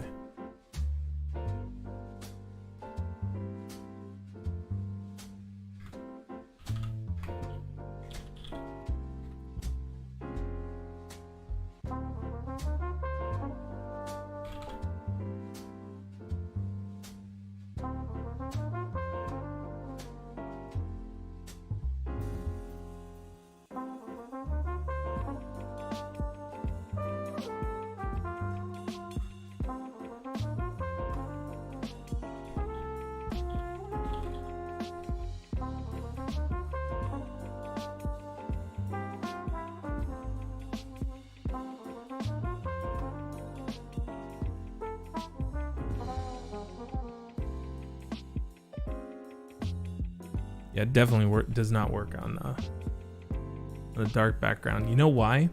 Obviously, the orange is, kind of clashes. Well, the whole thing clashes, but I explain why this doesn't work. The pink stands out a lot from the background. The contrast is very, very high, whereas on a light background, the contrast is very low. And what stands out is the orange.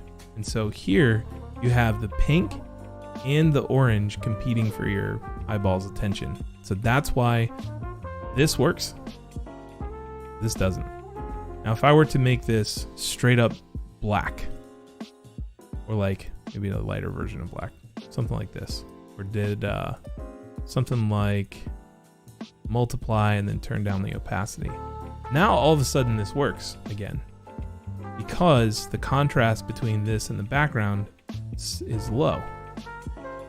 So it's still legible as two things, like when we're overlaying type.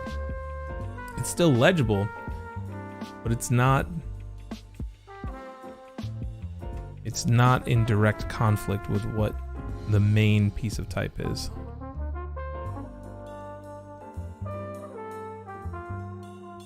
I really wish you could just pick one of these colors and have the border change.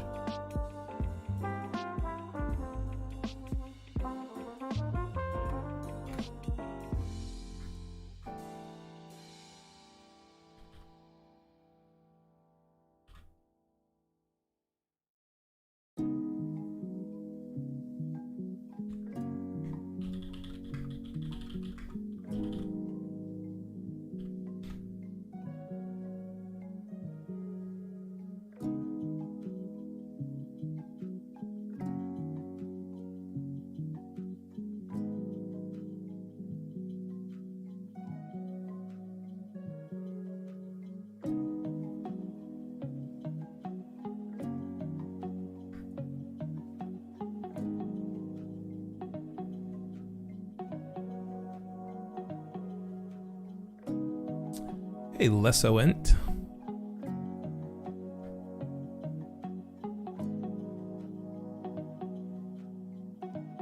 Okay. Isn't it funny how I was just like, yeah, let's do the menu, and then we knocked out a 404 page. That's honestly the way that I work. It's super scattered. It's all over the place. The artboard looks like a mess.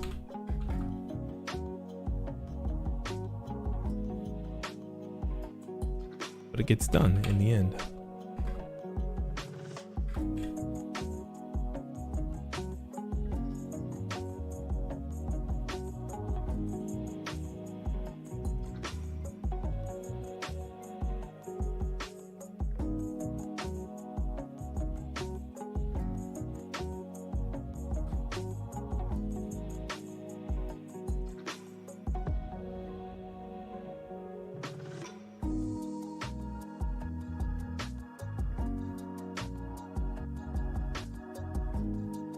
Military vibes. Ashley, you're the same way? Yeah. Somewhere in the mess, there's something good here. We just need to find it. Yeah, so the reason why I'm leaning more towards the light version here is simply because I want to start pulling in this alternative palette where I'm combining the pink and the red. I think it's going to be really... I may not use it throughout the entire site, but I don't know. I like it. I also told Willow, who is my 5-year-old daughter, that I would pull pink somewhere in the site.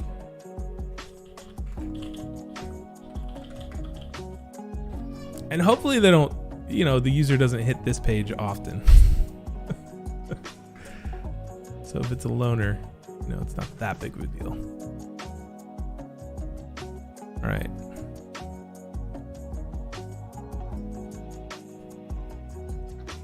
But if we're going to play it safe,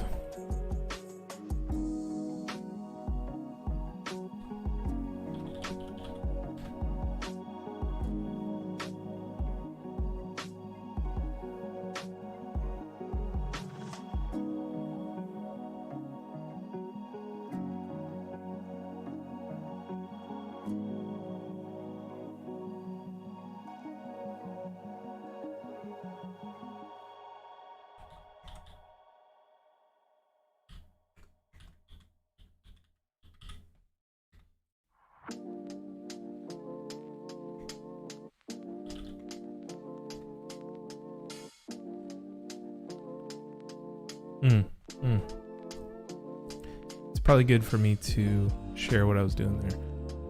Obviously, these are all kind of funny words to use for a 404 message. What I was looking for is obviously a word that fit at this size. Yeah, I gotta fix that. But the thing that I was like really concerned about is if we're gonna line everything up on this edge, this spine. I was looking for a first letter that would line up the best, because in web, like if I was doing this for, say, a client project, I'll move this over here on this grid line so you can see it. If we were doing this for like a client project and it was like a poster design, right? I would probably take this lockup and then move the D a little bit out so that the serifs kind of hang off the grid line. Right? That way it indicates, it lines up to this spine a little bit nicer. Same thing with the T. I kind of like to hang that T off just a little bit. And then when you have a letter like W, pull a W in here. Web, you can't do that. You can't just like pick, well, I guess you could style it differently, but if you can't just like say, I'm going to take this one piece of text and hang it off the edge, because that right there to me is kind of a nicer alignment. something like that, where this point down here, it makes more sense to line up. You want that serif kind of hanging off the edge just a little bit. Like, this is too much. It's an option, right? But I want it to kind of line up somewhere around there. Like, that looks like it's lined up, but then when we look at the grid, it's actually hanging over. And so if we were to do this on the web, we would basically have to create a style or a combo class for every single capital letter and make that small adjustment. So that's not something I wanted to do. So what I was doing there, I wasn't just like writing to write. I was looking for a letter, because this is so, prominent here. I was looking for a letter that could just line up easy with the grid. That's it. Yep. So that's why I was doing that.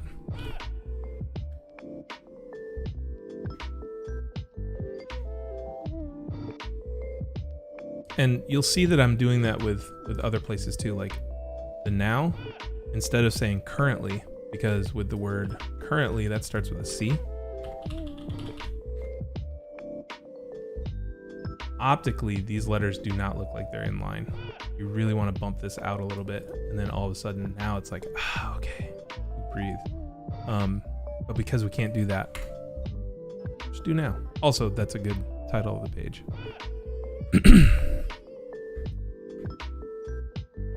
So this whole like debate, what comes first, chicken or the egg, copy versus design, it kind of has to come up together.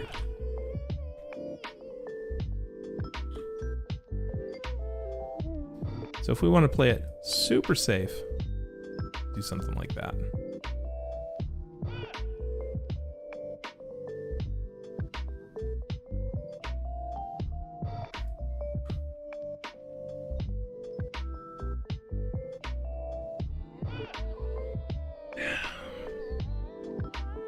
You do the same thing in Dex, adapt the word to suit the programming. Yeah, because like with Keynote templates, it's the same thing. Like, you could change it for every letter, but do you really want to do that much dev work?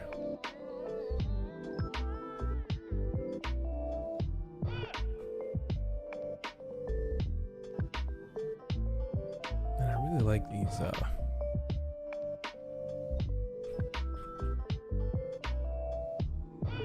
little scrolly things. They're not going to all be circular text, but really just want to like figure out where these belong. These little design elements, these decor pieces. And then we'll go back and create them to fit the space.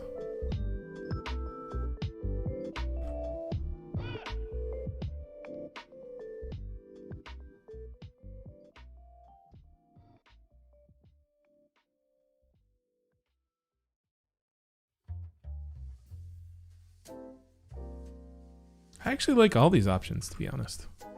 I'm a sucker for that pink and orange combo. I like it. I'll ask Greg if I'm breaking any color rules there. Probably tell me to kick rocks. Get out of there. Okay, menu. We got a half an hour left before we do some critiques. Wherever you're placing these content, it's looking good. Thank you. When you put something on the artboard, all the rules come in front of me. The rules are, you need to learn them, and then you need to learn when to break them. And then you just kind of, I don't know. I'm not an amazing designer by any stretch, but you learn things as you go. You pick up visual tricks. The visual library in your head gets larger over time. So I actually talked to one of my design heroes, Hervoye Rubishik. He was the design director at Bornfight or something like that. He's on his own right now, but he told me that the best way to learn, oh man, is the stream just unstable? That was crazy.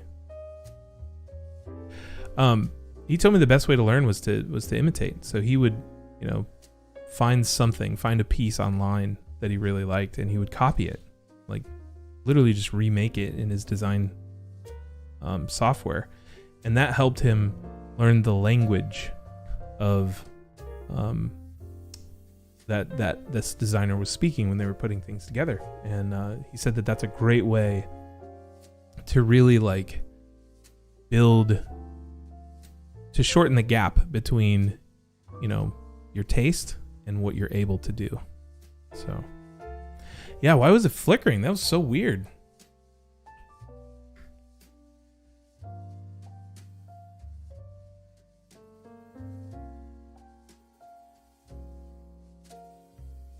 Thanks, Franjo. I appreciate that. Yeah, I hope it does well. Okay. All right. I'm going to take a quick break. I need to get some more ice because we got to break into this blackberry bubbly, which is a new one for me. And I will be back in 2 minutes. See you guys in a sec.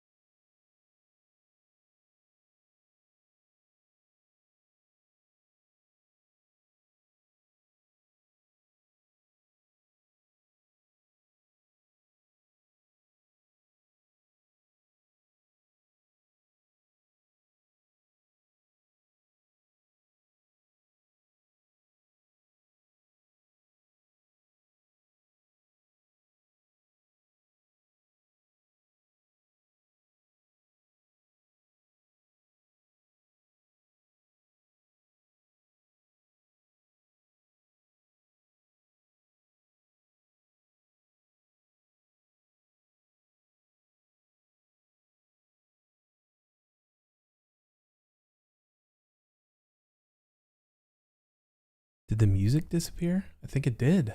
Sorry, guys. Oh, the playlist stopped. Boy, oh boy. There we go. All right.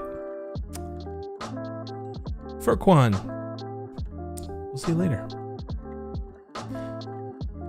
I think I need to do the theme button so that the user can switch the dark mode light mode. So Typography. I think you're right. Digital Blake, thank you for the follow. Joya, actually, let me go to my list to do this. Hoya Map, thank you for the follow. Barney's MMA, Insta Kaylin, Gray, Sam Castillo, and I think I'm caught up. Thanks, guys, for the follow. Appreciate that. Okay, so Anna Lisboa. All right. So what's with the soda thing? I was a hardcore Diet Coke addict about 5 years ago, and it was unhealthy. It was not good. It was not. It's not good for you to be drinking all that aspartame. It was really, really nasty, and I was drinking 4, 5, 6 of these per day. And so when I stopped, I needed. I realized that it wasn't really the taste of the Diet Coke that I enjoyed. It was actually just the bubbles. And so I switched over to Seltzer and have not looked back at all. So this isn't actually soda, it's Seltzer. There are 0 calories in this can. And it's literally just bubbly water, a little bit of calcium, and natural flavor. So you don't actually get any sugar or any calories or anything like that. No sweeteners. It's not artificially sweetened or anything like that. It's just, it's like it's almost like when you drink like cucumber water, where the cucumbers have been soaking in the water, and so you just get that essence of cucumber. That is what this tastes like. So there's a variety of flavors, and I'm obsessed with them. So no, it's not. It's definitely not sponsored. Natural bubbly water. Yeah, exactly. Yep. Perrier. That's another one. If you really want to be expensive. SodaStream for the bubbles. Okay. We were worried that we would burn through cartridges too fast. That. It's probably more eco-friendly though. All right. Some Seltzer ASMR starting now.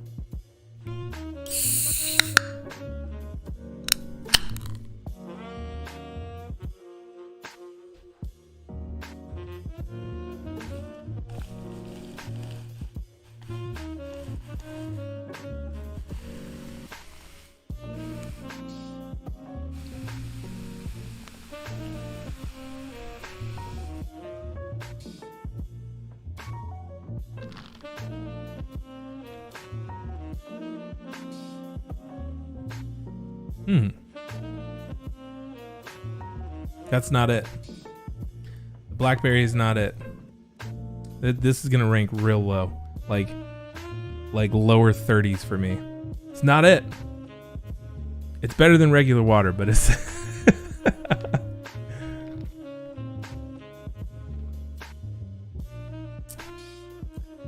all right.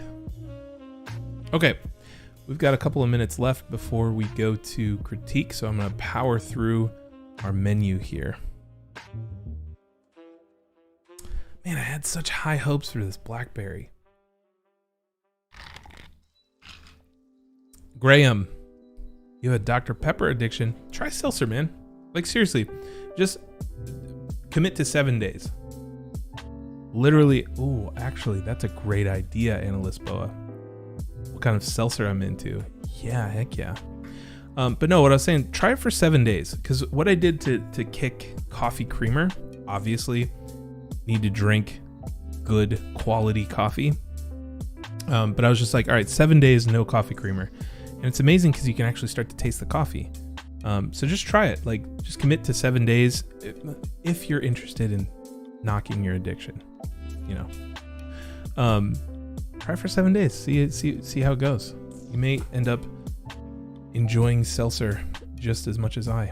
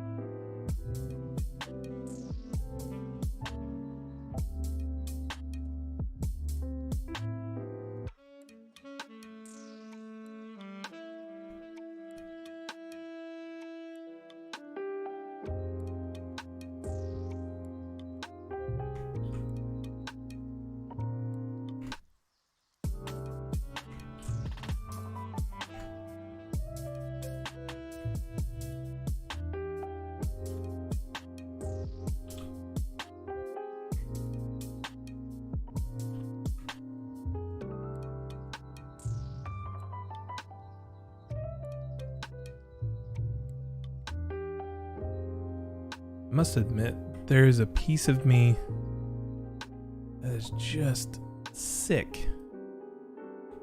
Whoa. Seeing these X's.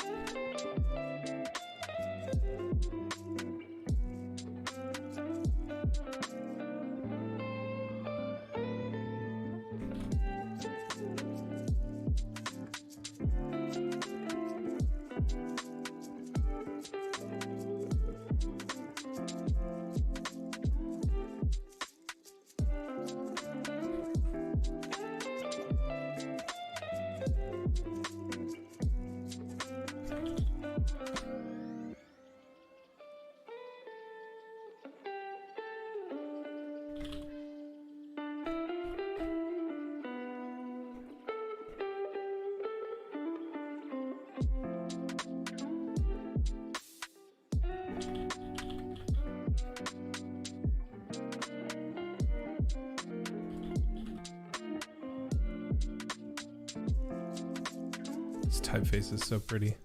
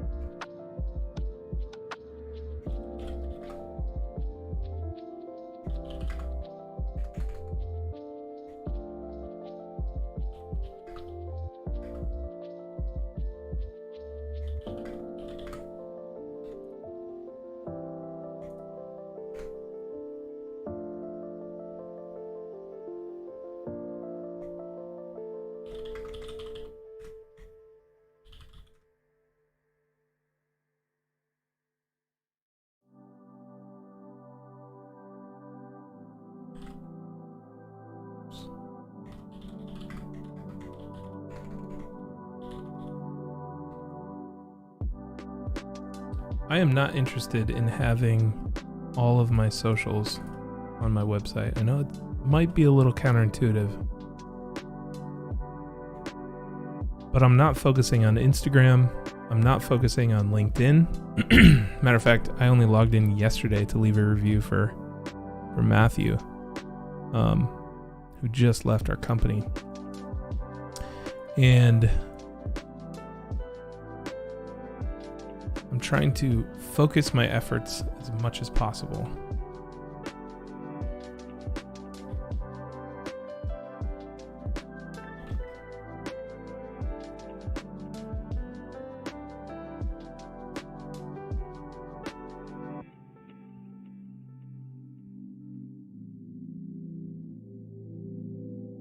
That's the theme of the year for me, is focus.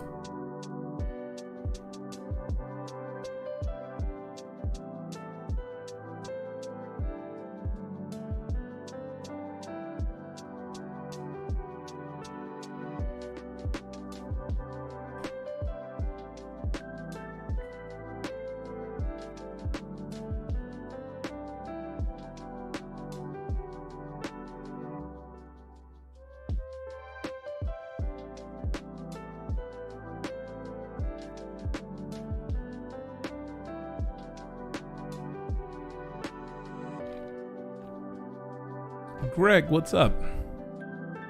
Good to see you over on the tube. Do less but better. Exactly.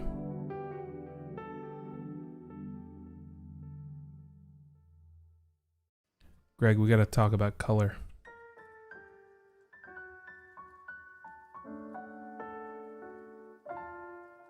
Got some type set, pink and orange. And I'm gonna need you to take a look and let me know.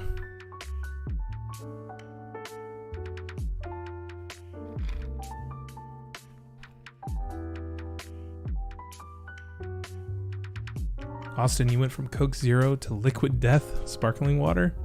Yeah, that's crazy. I laughed because I didn't know that was a serious name, but I'm thinking it is. Now just trying to drop nicotine? Good for you.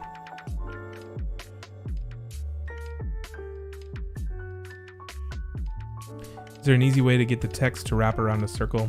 Unfortunately, not in Illustrator. Yeah, it needs to be done in, or excuse me, not in XD. It needs to be done in Illustrator or another design program.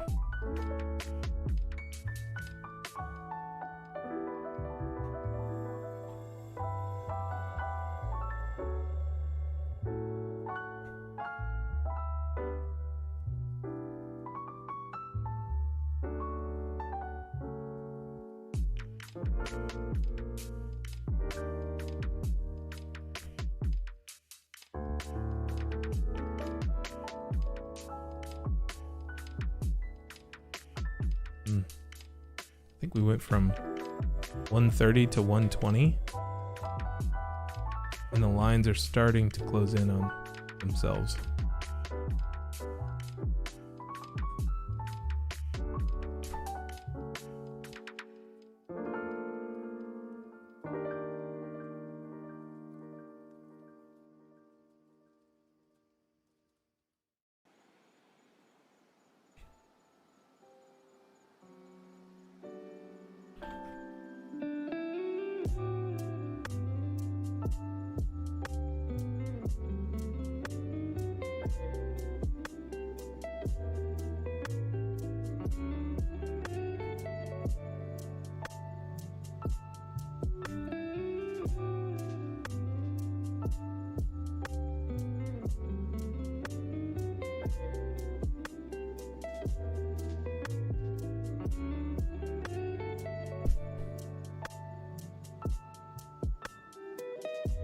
You know, I was looking for ideas of what to put here. And I was kind of thinking like do something where,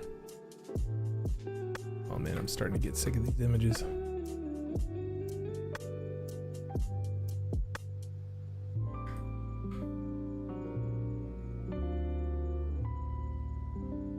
Let's copy this over.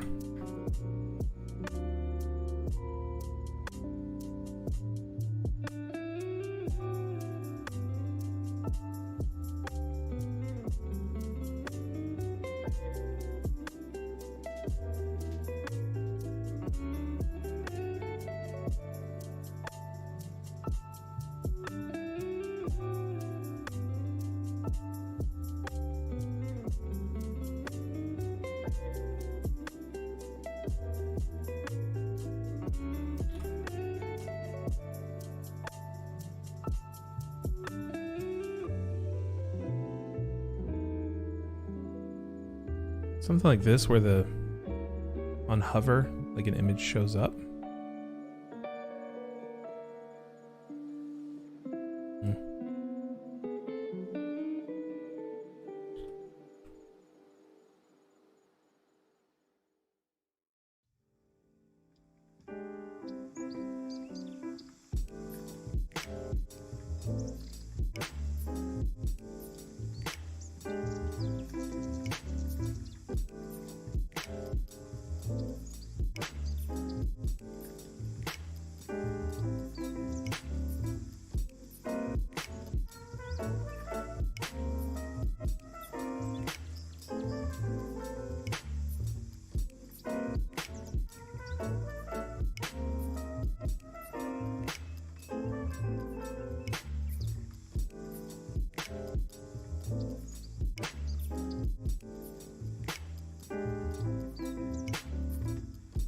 Could be kind of cool.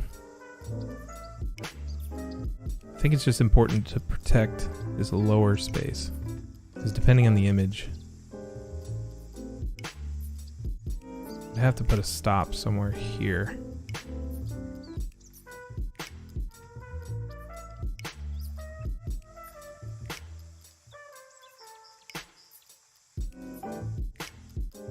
Oh, there we go. Could incorporate pink in the menu there. Maybe, I don't know.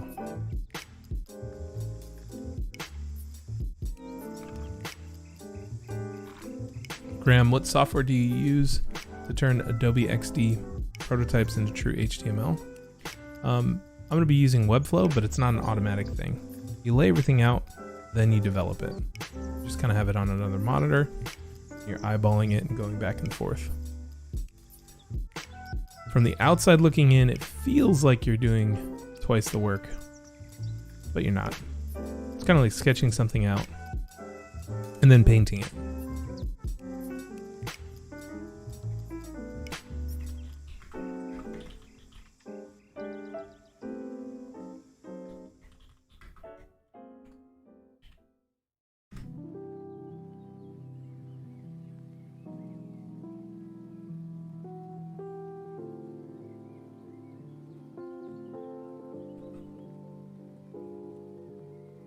It's cool.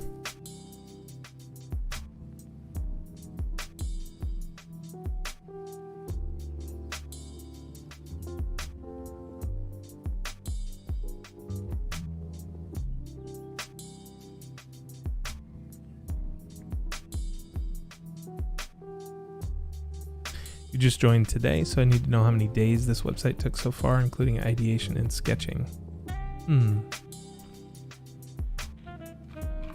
We've been working on it for about 3 weeks, but it's only been 3 days a week, and maybe a good hour and a half, like a solid hour and a half or 2 hours of design time per day. So if we smushed all that together, maybe a week, something like that. Thanks, Ashley. Appreciate that. So the other way to do this is to kind of move all this text over.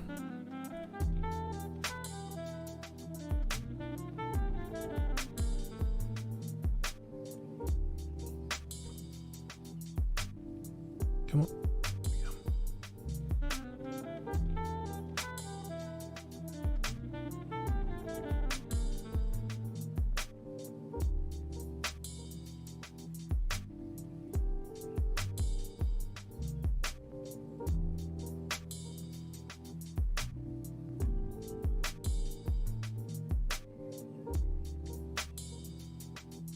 I don't think I like that as good as well. I don't like that so good. I mean, it's nice. It's just meh.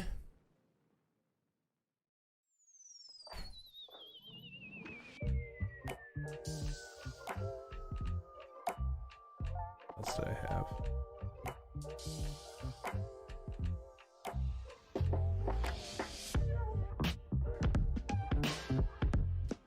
You know what could be really cool? So if if we had one of these elements, but like huge.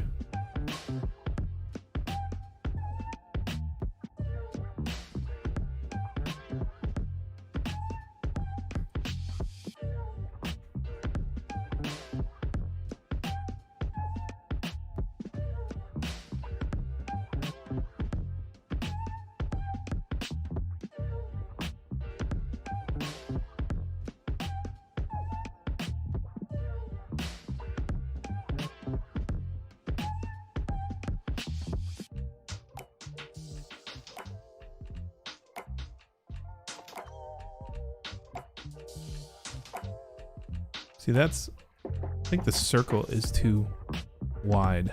So we're gonna have to recreate this real quick.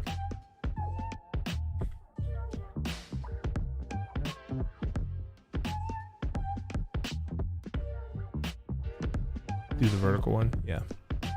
Next.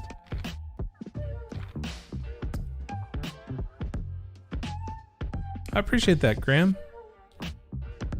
Thanks for hanging out on YouTube.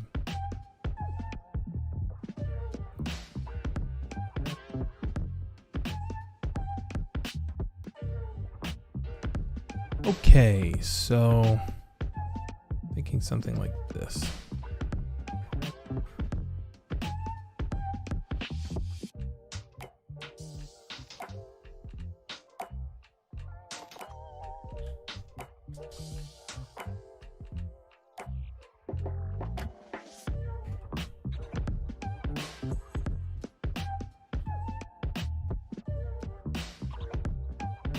It's thinking about it.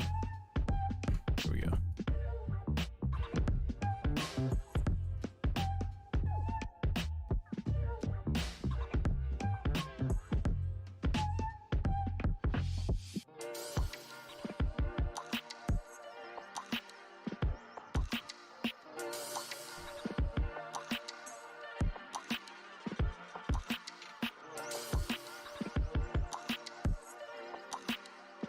I think the text is oriented wrong, but it could be cool to, like, when you hover, so that, okay, a couple things.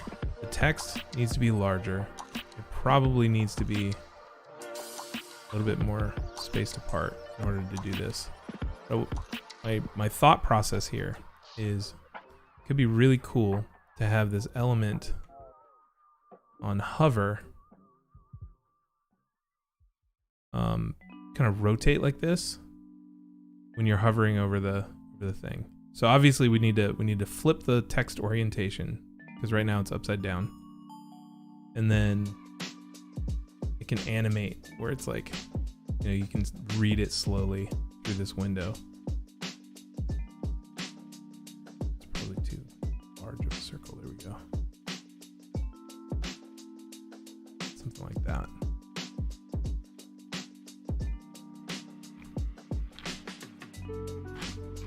Because then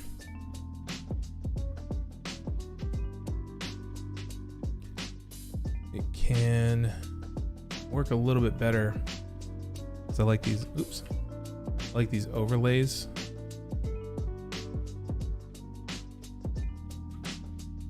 Come on.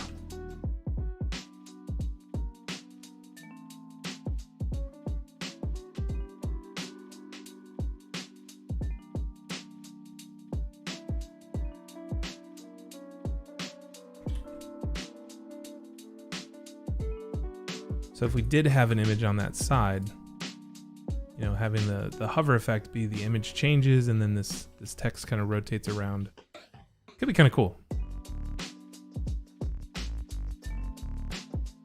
Definitely feeling the pink on that though. There we go.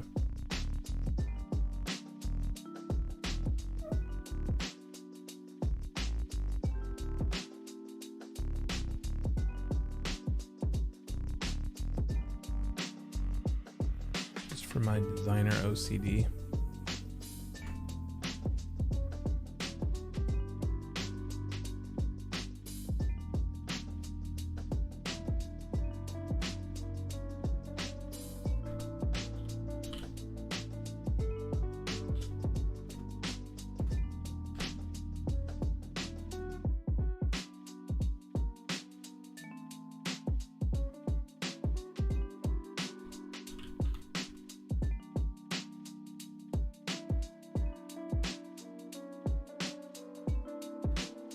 There we go. Now it's right side up.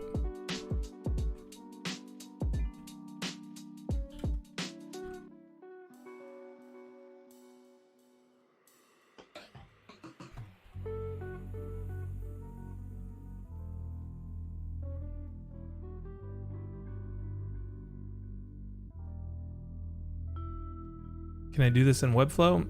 Probably have to have some custom code going on for this.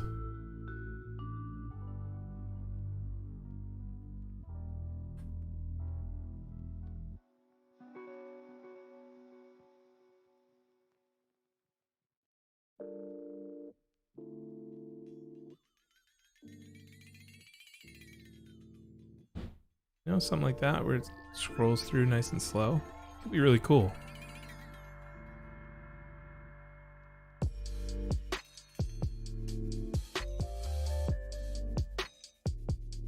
Or like really fast and confuse a lot of people. I don't know.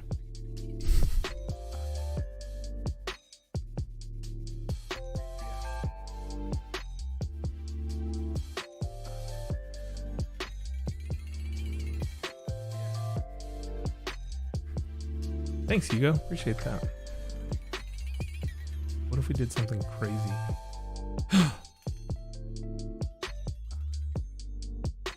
That's too much. I like how the music just agreed with me there. That's too much. Yeah.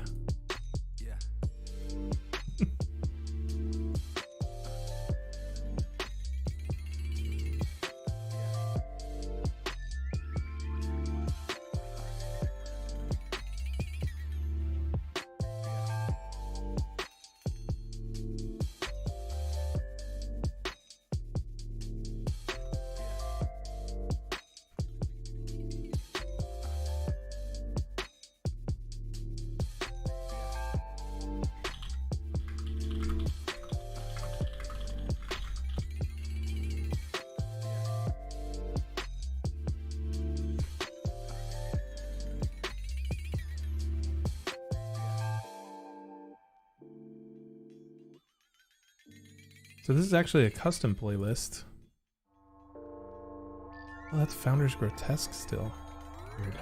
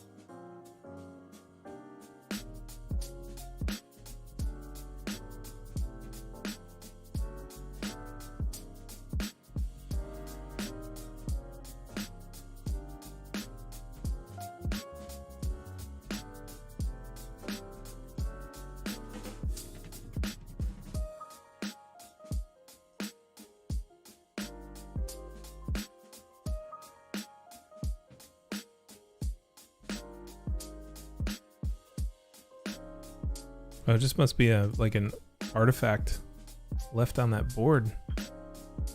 The old typeface.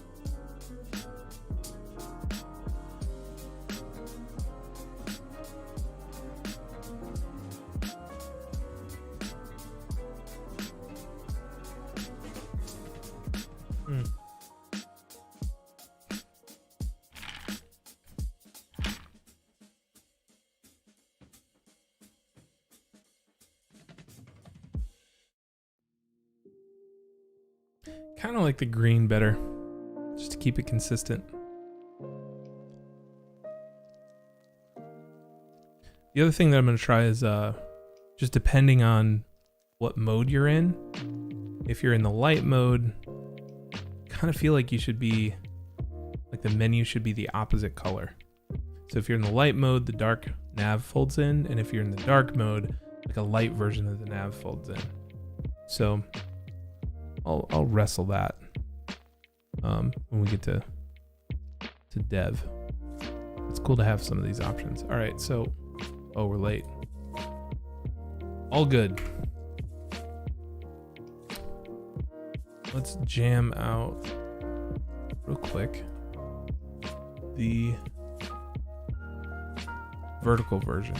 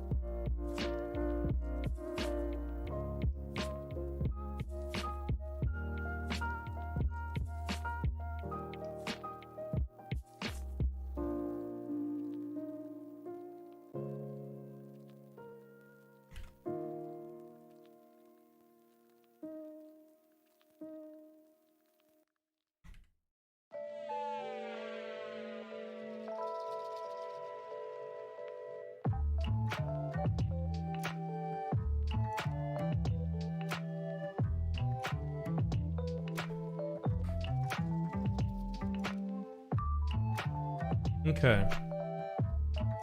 Here's where it falls apart.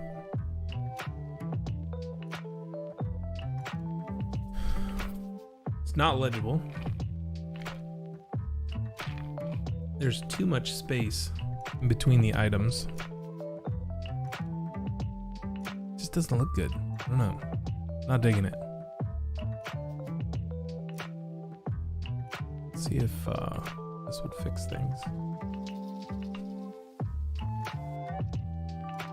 Okay, so it's better.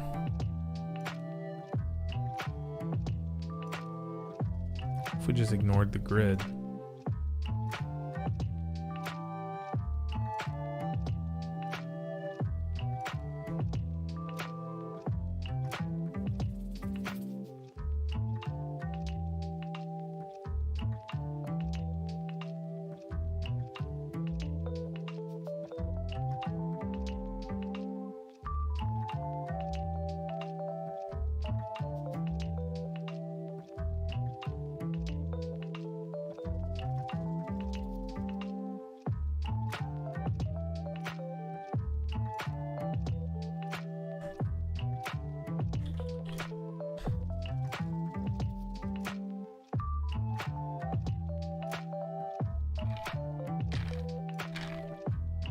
How are we gonna do this on mobile? Well, we wouldn't. It'd be right side up. How much you want to bet that nobody uses these and they they stick to the ones that they can read? Let's see.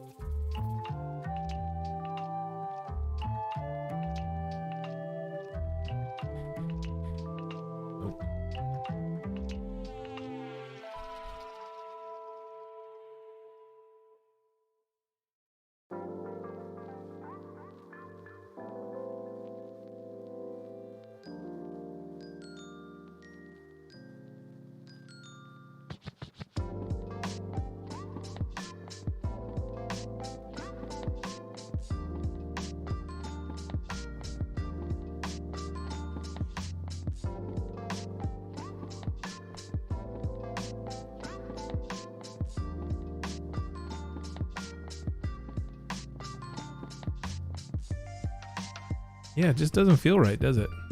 Compared to the other one. Mm-mm.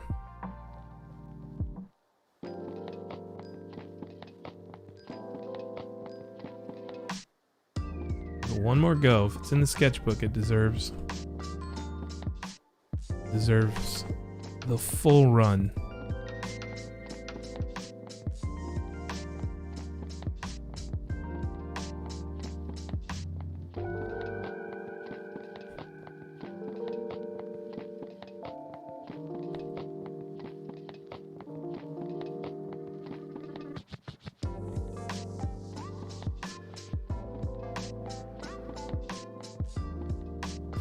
I think one of the things that's really throwing it is having horizontal text as well. Because if we got rid of that,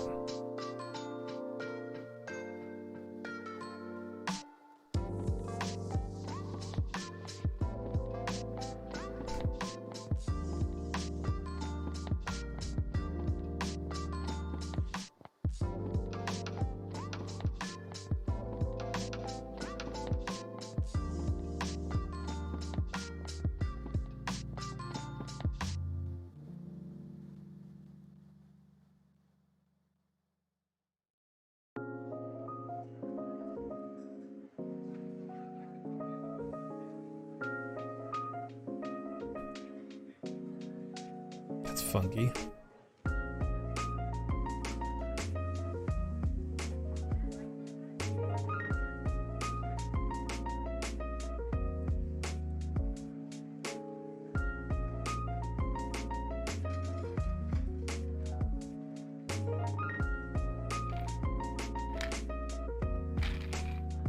Do I think on how these things scale when I'm doing them? Yeah. Yeah. For mobile and stuff, this would definitely not work. You just have to go right side up. But look, if you don't explore it, if you don't try it, you'll never know. See how my head is like I'm doing this? I don't think it's gonna work, guys. If we made this collaborate, I saw your comment, it'd bleed right off of the artboard. So we'd actually have to make everything smaller.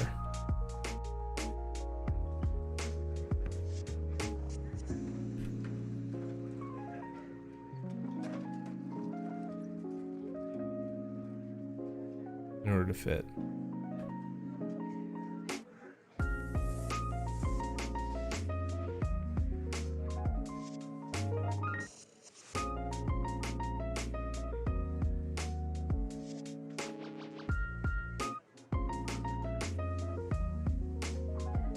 Mm-mm.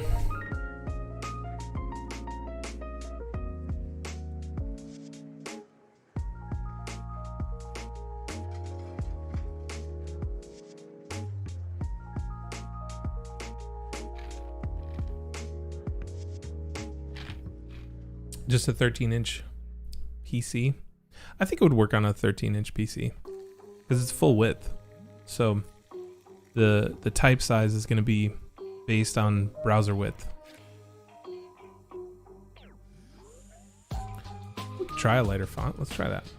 Here we go. Bring in some Stelvio.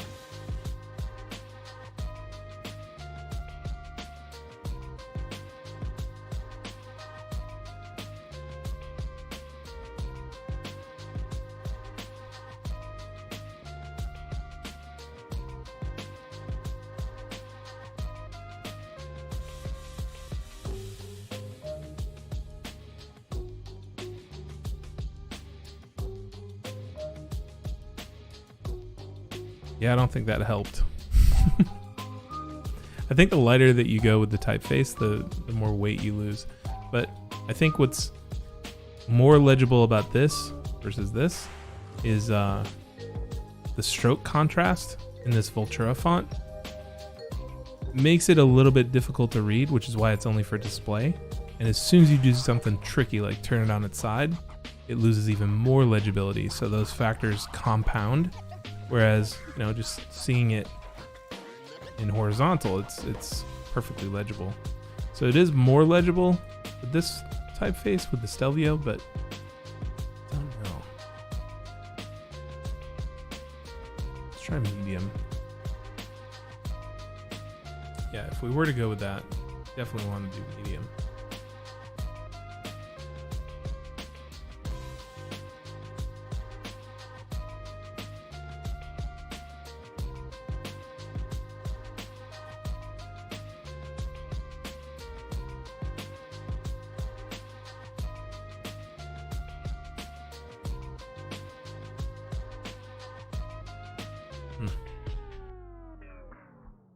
Okay.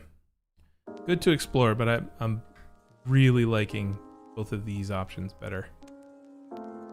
Though now that I'm looking at it, I feel like this typeface needs to be a little bit bigger.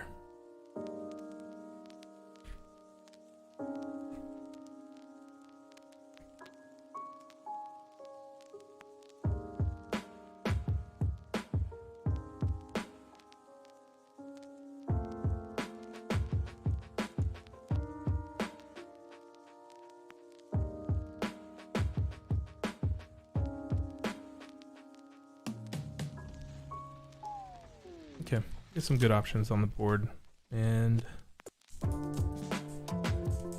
that was everything from the sketchbook. Okay.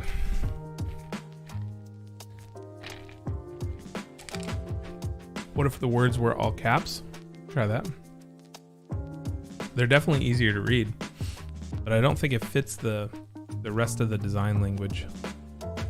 Because it's like we took it a step farther, turning them on their sides, like doing horizontal text, and then we took another step in doing all caps. So this reminds me of like Off-White. This is not a menu. Something like that. But it's definitely easier to read.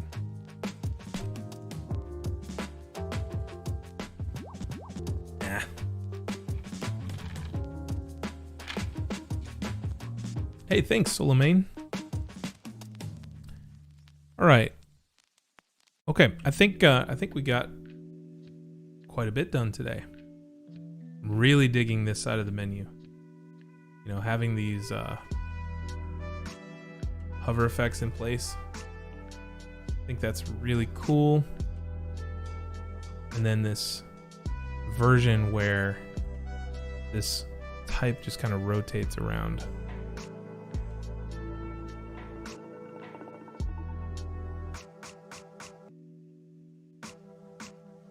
Yep.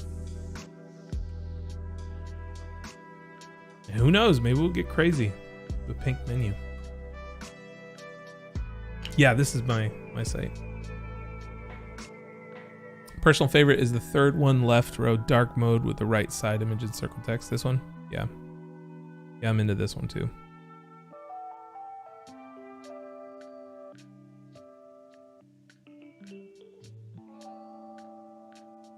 I think I actually made that type a little bit too big.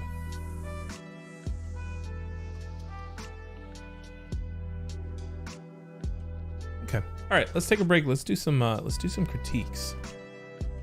If you're not in the Discord already, there's a Discord command and in Twitch. Sometimes it works for YouTube, sometimes it doesn't. But I'm going to be pulling one or two people from the critique channel here and talking about some work. All right, so Nafe, if you're in the chat, we can go with you, and then Squall Dog, if you want to jump in. I don't know if you're in the chat. I haven't seen you today, but definitely jump in if so. Also, if I promised that I would review your stuff, please let me know, because sometimes they get lost in the feed. Squall's not here. Okay. All right, Nafe. All right, let's see. We'll connect to voice here. Pull you in. And turn your volume up. Whoops. Something. There we go. Nafe, can you hear me?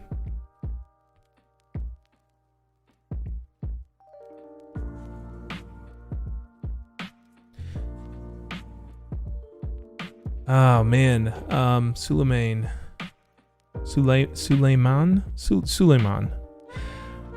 It should work in YouTube. I have the bot set up, but it's not there. You can find it in my Instagram link in bio thing. While Nafe is getting set up, there's been some really good conversation in here. Like the Webflow channel is popping off. It's really great. So if you guys are into streaming and web design and stuff like that, jump in the Discord. We may make this like an official future thing at some point. All right. Nafe, let me know whenever you're ready.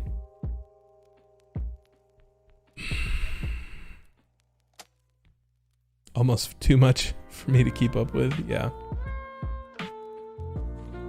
I actually had to mute the Webflow channel last night because it was like going, but that's what I wanted. I want an active community in there, so I'm glad that happened.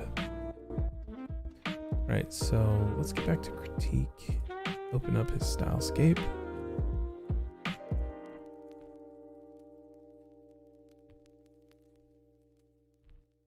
Okay, so he's got Lottie animations there and stylescape.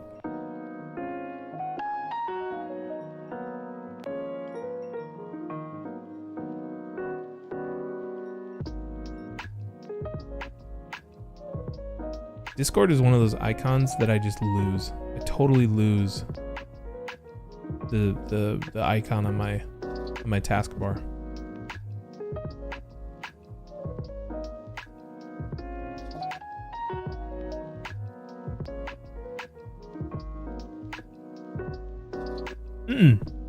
No, please don't apologize. If you were in there chatting it up on Webflow, I want to see that more. I'd love to have the entire Discord muted at night.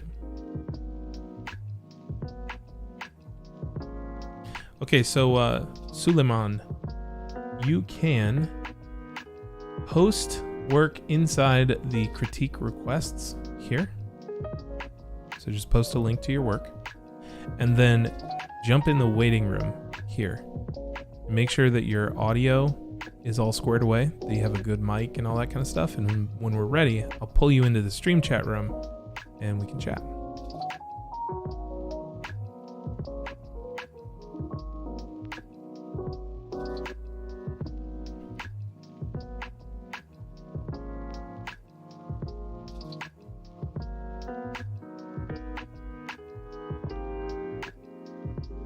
I think you're muted in the stream chat room, Nafe. I don't know if you're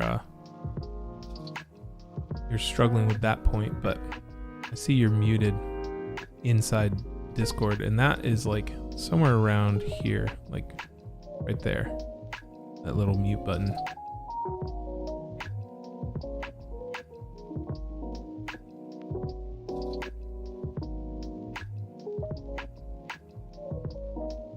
Yeah, I rarely have sound notifications turned on either, but since the Discord was so new, it was like, I just want to make sure that like people were getting responded to. So that's typically the way I do things. Thoughts on user settings in the bottom left for Discord? It took forever for me to find. Seriously. Forever. Really wanted it to be in the upper right. Yeah.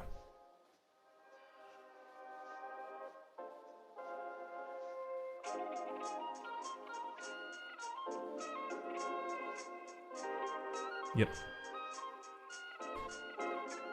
Yep. Now that I know it's there, though, it's handy because like this area is rarely used, but I just want it up here for some reason. Oh, that song again. You want me to change it? I'll change it, man. I'll even delete it out of the playlist. Cats walking. Where's that? It's gone. It's gone. So is this one too? Yeah, it's probably this one too.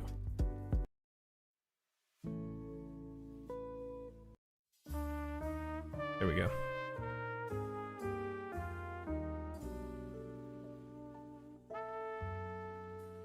All right, so Naif is jumping back in the waiting room. So, Suleiman, let's go ahead and pull you into stream chat.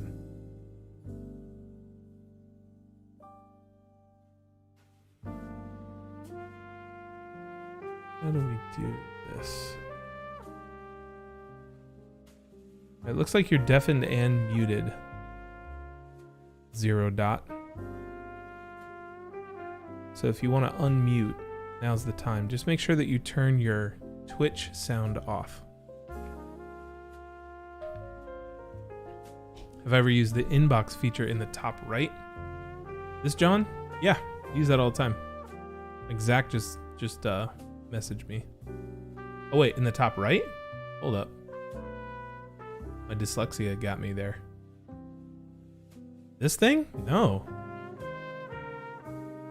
I don't even know what that is. Hold on. Say what?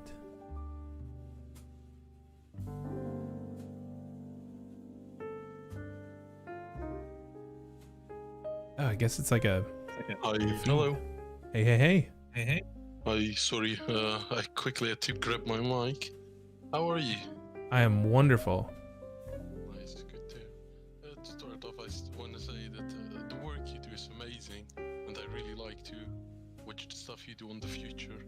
Oh, well, thank you. I appreciate that. So, the project I would like some critique on right now, it's basically a butchery that approached me a couple months ago. It asked me for a logo basically and a website and do some social media for them. So if you click on the top right next to the payment options, they can see an Instagram logo. If you go on that, you can also see the Instagram stuff I'm currently doing for them. It's based in Holland, that's where I live as well. So that's why all of it originally is in Dutch. I kind of would like some critique on the UI, because that's what I have a lot of trouble on most of the time, if possible. Okay, cool. All right, guys, I just adjusted the sound. Let me know if he's still low. So I turned the music all the way down, and I turned his volume all the way up as much as I can stand it in my headphones. Okay. All right, good. Okay, so you want some... my mic closer if that's good for the stream. No. It's we have to balance things because what goes out to the world is what I hear in my headset, and sometimes they need the volume higher than what I can hear. So yeah, no big deal. All right. Okay, so you want some critiques on this UI? Yeah, that's mainly it. Got it. All right. Where to begin? What is the goal for this business? So what do they want to do? They want to sell meat mostly. Okay. And through the site, they aren't doing it now, but they want to set up a delivery system because of the corona pandemic. They've had issues with elderly people not being able to go to the shop themselves. So they thought we could just bring it over to them. And that's what this site mainly is for. Gotcha. But it's also usually to like let people know who they are, where they're from, where they're based, all of that. Also a bit of marketing next to it. Okay. So what's the one action that you want them to do that they want their users to do on this page? On the front page, just get to know the butchery. Okay. I think that's maybe what they told you, but I would push them a little bit farther on that, because the biggest thing that I have here is that the main call to action is check whether we deliver to your neighborhood. Now, Yes. maybe this person is interested in shopping at a butchery and interested in delivery. But I wonder if this is the main CTA that's above the fold, and I'm wondering if that's actually what they want. Okay. The user, this might be like, in terms of the customer journey, this feels like it's way down or way later. And so I would want to know, do you have the things that I want to buy first? Then I can take a look at delivery. So that's like, as far as a UX perspective, and the customer journey and all that kind of stuff, that's my feedback on the homepage above the fold. So basically maybe put on some more products on the starting page so people can actually see what we have. Either that, or tell people what this is, because if I'm coming to this, like, let's say I if I searched, like, if I entered in Google butcher shop in this town, Rotterdam. So if I search butcher shop Rotterdam, obviously I know that this is a butcher shop and this is in Rotterdam. But why would I pick this one? And I think that there's an opportunity for a positioning statement above the fold that says, we are the only butcher shop in Rotterdam that XYZ. It serves completely grass-fed organic meats, or whatever that is. But I think that we're missing a little bit of an introduction there.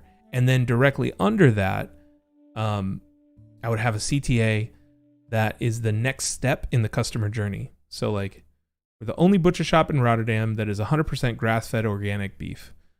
See what's available today. And then that sends the user down the journey towards making a purchase, versus assuming that the user already knows everything that they need to know about this company and saying, hey, jump to delivery, see if we deliver.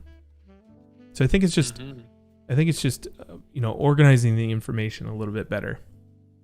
As far as the actual UI goes, I don't think there's anything wrong with it. I think that, like, red on black might be an issue. Forget if I have a plugin to check that. What kind of issue? Like a visibility one, or? Yeah. Okay. I don't have it on here. On my Mac, I have like a desktop thing, like eyedropper tool, where I can check two colors against it. It might be an inspector, actually. Let's see.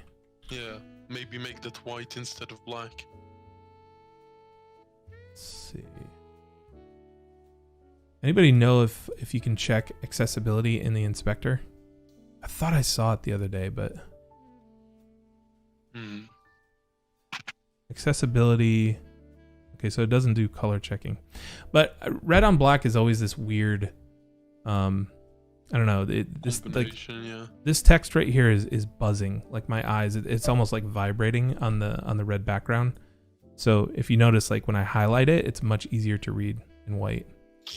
Yeah, you're right, because when you see the offers, like underneath that, I also used to have black text on the red ones, and that's the reason why I got rid of it. I guess I didn't really think of it too much when I did it for the footer on the side. Yep. That's something I need to change. Yep. Okay, so if I were creative directing this project, like if I were working with you on the aesthetics and the UI, I would push you farther. Because right now, what I'm seeing is like, I don't think that we're pushing any bounds, and not every project has to push those bounds. But I just like, I find myself just a little bit bored. Like, I don't think that there's any crimes that you've committed here other than this, this text here that might be not as accessible as it needs to be. But I think it can be better. So I would have you live in the design software for another week or two and generate 3, 4, 5, 6, 7 different versions of this homepage, where we're testing out aesthetics and we're pushing the aesthetics just a little bit farther. One thing I noticed is that like with like consistency, we could be a little bit better too. Like if this is the aesthetic that the company wanted, if we wanted to move forward on this, I think that like we need to make sure that the visual language is consistent throughout, and it matters even in small aspects. Like these buttons have rounded corners, this button does not. So those small things are what I would also pay attention to. I think that this text up here is a little small. Let's see, what size is it?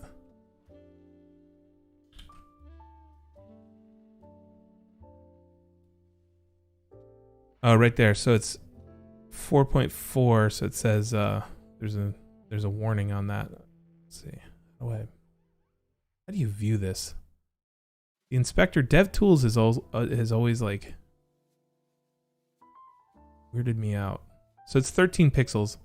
I'd say that's a little small for a main menu. Yeah, you can see the contrast there, which is not passing. So you can see right there. So 4.4, I think that's passing, but it's got a warning, but I can't go down and view that warning. Let's see, let's check this out over here. See, it doesn't work on this. Doesn't check the accessibility on that color combo. Weird. All right, so let's do chicken. Wow, the load time is it my internet or is it the load time? No, it's the load time on the site. What's going on there? One of the things I'm still working on. The site basically has a lot of stuff in the background that it has to get rid of. That's what we're still working on, because previously they had another developer working on it, and that's like everything we still need to get rid of. I tried to reset it, but they didn't want to lose some links. Some like SEO stuff. Okay. What platform is this on? Is this WordPress? WordPress, yeah. Yeah, feels like that. I would yeah, that's gonna kill them in SEO, and it's definitely gonna kill them even on local search, that page load time. Yeah. Okay. So as far as like, you know, standard stuff here, if I'm evaluating the UI, I don't think, again, there's nothing here that's like crazy wrong or errors that I would you know say is gonna crash the experience. I do have a suggestion about the aesthetics though.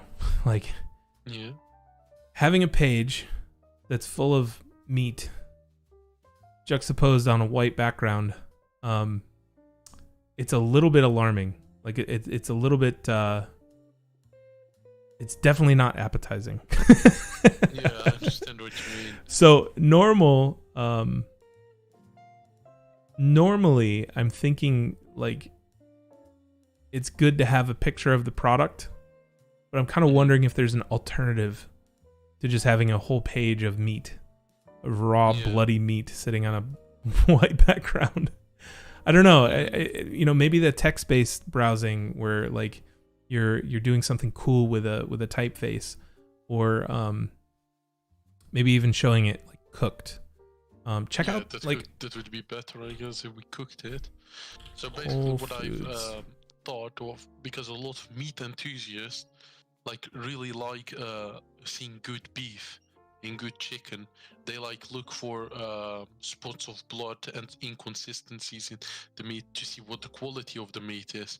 So that's one of the reasons I kept it like that. But I understand what you mean about it not being as appetizing to look at. Yeah. And I think, but picture this though. When someone wants to see the quality of the meat, we need to allow that to happen. But maybe it's inside of the product page, you know? So like if we go here and we click on this, maybe we have image options where they can scroll through a gallery and see what's available and see what the quality is. So like obviously there's a zoomable picture or something like that. But I'm thinking like even on the homepage, I'm pretty sure you had chicken on there. Yeah. And number one, lighting for food is difficult enough, but lighting for raw meat is even harder. Like on my screen, this picture compared to these, this guy looks sick. You know what I mean? Like not sick in like a cool dude, this is awesome. No, it looks like you might get sick from eating that. Like, so the quality of the photo is going to make or break this. So what I would do is just not put a whole bunch of photos. Don't surface the raw meat photos all the way up on the page, like on the homepage and the list pages, if that makes sense. And you can see like Whole Foods kind of does the same thing where it's like they're showing cooked meat, you know, artfully displayed. Let's see, browse products. Let's see meat. What do they do for meat? Okay, so they put it on a cutting board. But for some reason, it just feels better. I don't know. Yeah. You know? Go to the front page. Over there, I've got like lamb chops on top of a cutting board. Maybe that's a better idea. Yeah. Something like that as well. Yep. This looks better. Yeah. Because when I went to the chicken page, like, I'm not saying anything about your design, but I just kind of, you know, like a little bit of gag reflex kicked in for some reason. And I like chicken, like I eat meat, but it's just one of those things where it's just like, I don't know, man, this is it's tough. It's tough. Yeah, it's quite a lot to take on at once. Yeah, I understand what you mean. Okay. All right, so if I'm evaluating the shopping page, I think this is fine. It says in shopping basket, so that's probably just an error because you're half the way through it. Yeah, it's different in Dutch. In Dutch, it would. That's how you say it in Dutch, but I guess the translator did it directly, so it got lost in translation. Yeah. So I would look at like sites like Whole Foods or Trader Joe's, or you know, even if you can find like a really, really high end butcher shop, like look in cities like New York and Los Angeles and stuff like that, to see what they do, because I can guarantee you they all do something like this where there's categories, there's little badges, and that's kind of what I would want to see in an instant. What I'm doing, like what I'm looking at. Now this may be a little bit more like utilitarian butcher shop, but we can still put some effort into like the way that we're selling our products, because this is very, very standard, like e-commerce 1.0 kind of like, here's a description, then there's reviews. To be honest, I would take the reviews off of this website altogether, because nobody's going to order a box of raw chicken, throw it in their freezer, cook it 2 months later, and then remember to come back and leave a review. The only reviews that are going to be left here are if like something's wrong. So I would just cut that out altogether and just like manage it manually. So like throw some testimonials on the homepage or something like that. But I would definitely not give them the opportunity to review this, because you're just not going to pull any positive reviews in. It's hard enough with like even digital projects or products that like are instantly visible and viewable. So yeah. But what I was saying before is that I would honestly take a look at some of these websites that are that pull in features like this, where you can see information at a glance and see how they're portraying the same products that you're looking for. Because I think you'll get a lot of inspiration on how to push those aesthetics just that much farther. Okay. No, it sounds good. Thanks a lot. One last question. Be as harsh as you want to be. What, like, if you'd have to score this out of 10, what would it be? Be as harsh as you want to be. If I had to score it out of 10, as far as usability, aside from the page load time, I'd put it at like a 7 or an 8. I think it's fine. Oh. Like I said. So usability, it makes sense to me. You're tapping into heuristics, which is like patterns of behavior and previous knowledge that people know. People know what it is to add a cart. Like I would probably make those icons bigger because they're lost right now.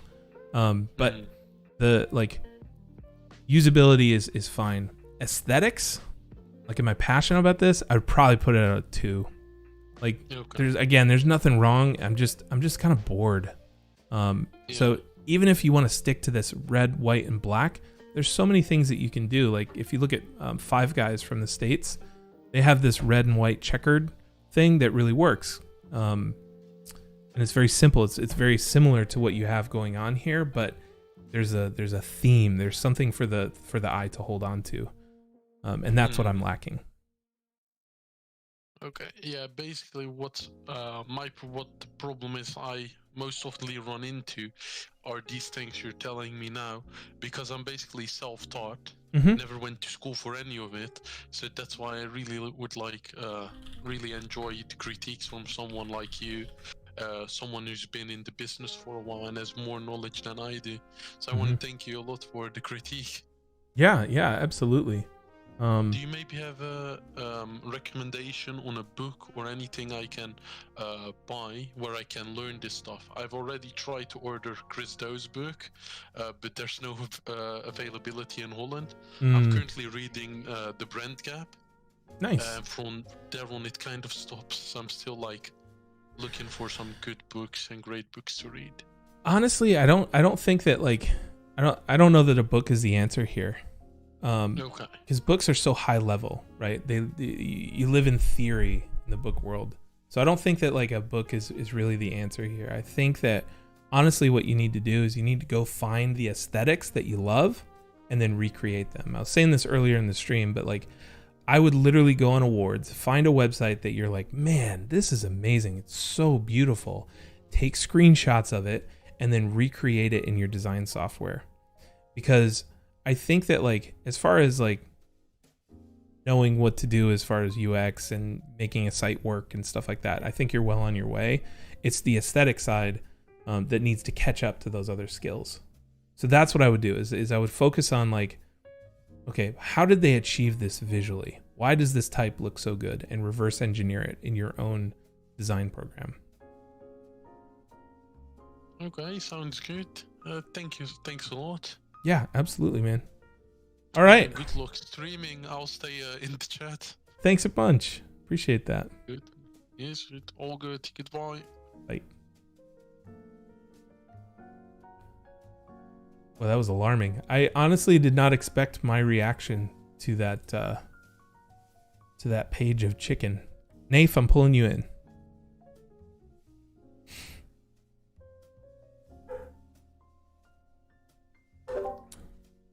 Hey, can you hear me? Yeah, I can. Can you hear me? Nice. Yes. Excellent. Thank you. Awesome. I had to quit my browser and add some permissions in Chrome, sign in Chrome again and things like that. So Oh, gotcha.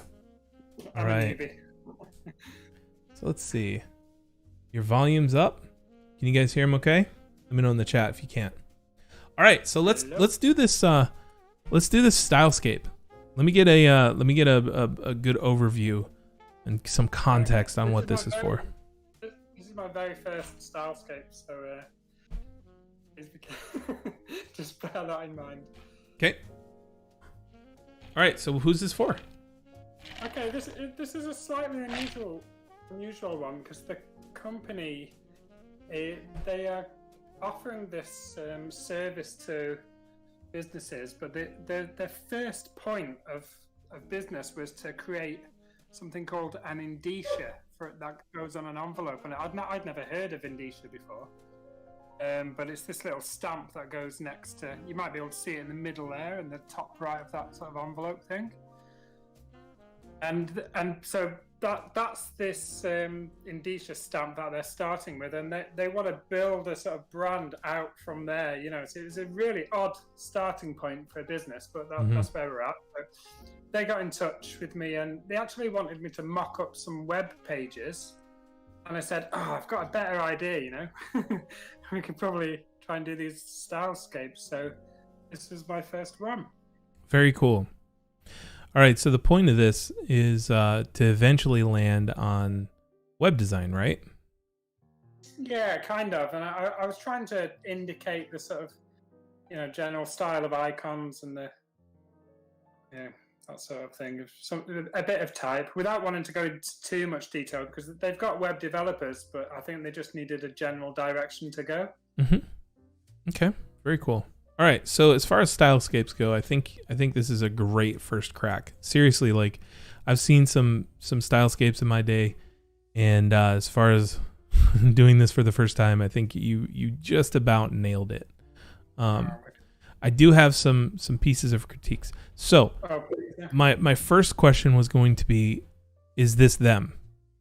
And since they already have a logo and since they already have like a brand, we're basically building out a stylescape to kind of like figure out how to extend that brand, right?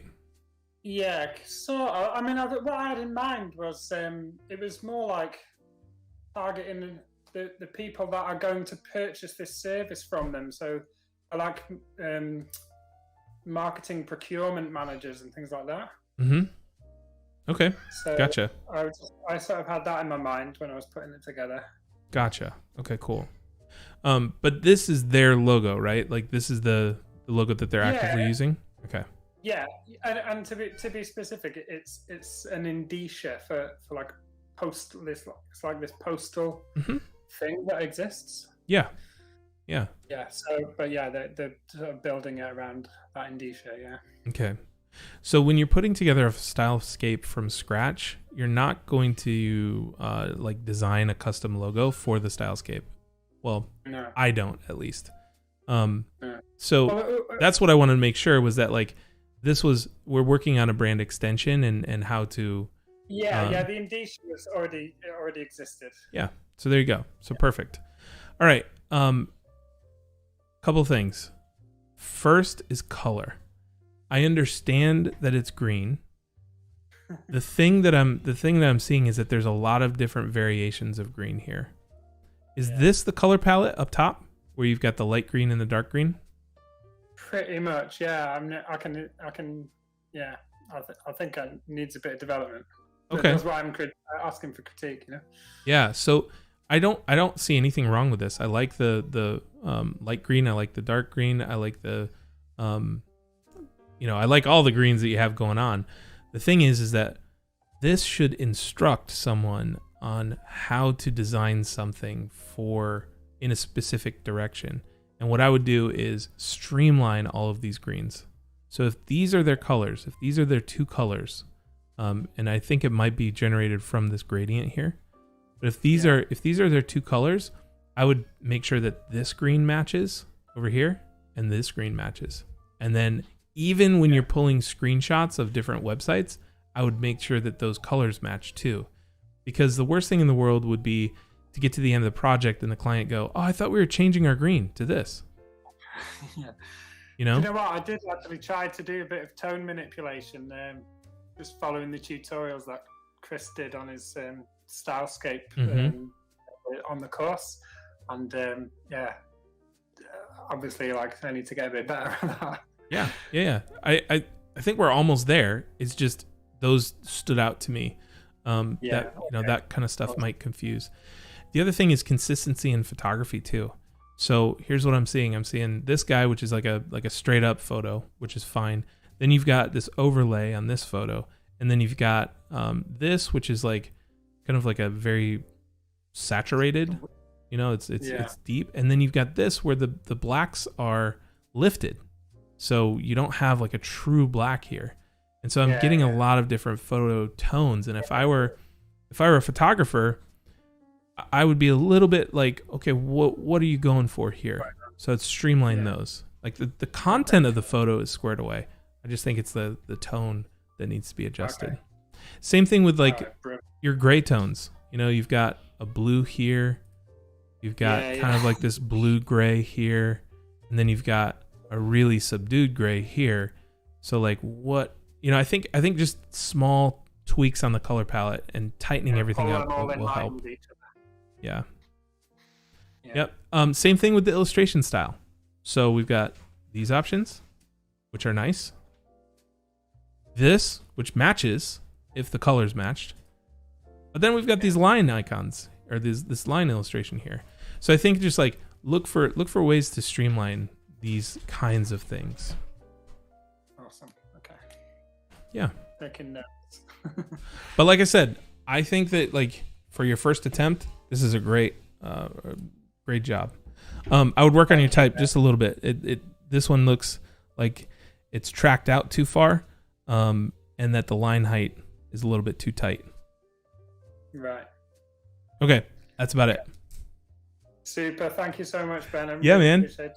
Really appreciate you coming online. Thank you. And yeah, check out my lotties. I will. I'm really excited about that. I will. The reason why I chose this is because I have no idea what I'm talking about when it comes to animation. So anything you do is going to be like, ooh, cool. Yeah. Ooh, All right, man. Thanks a lot. Absolutely. Cheers. Thanks.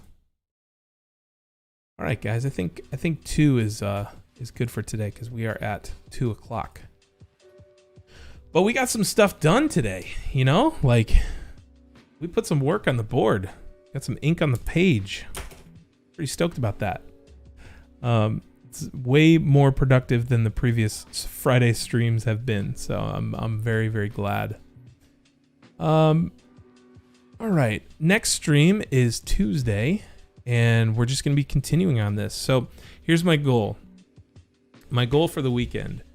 I want to have the entire site, except for the case studies, not the case studies. I want to have the entire site written by the end of the weekend.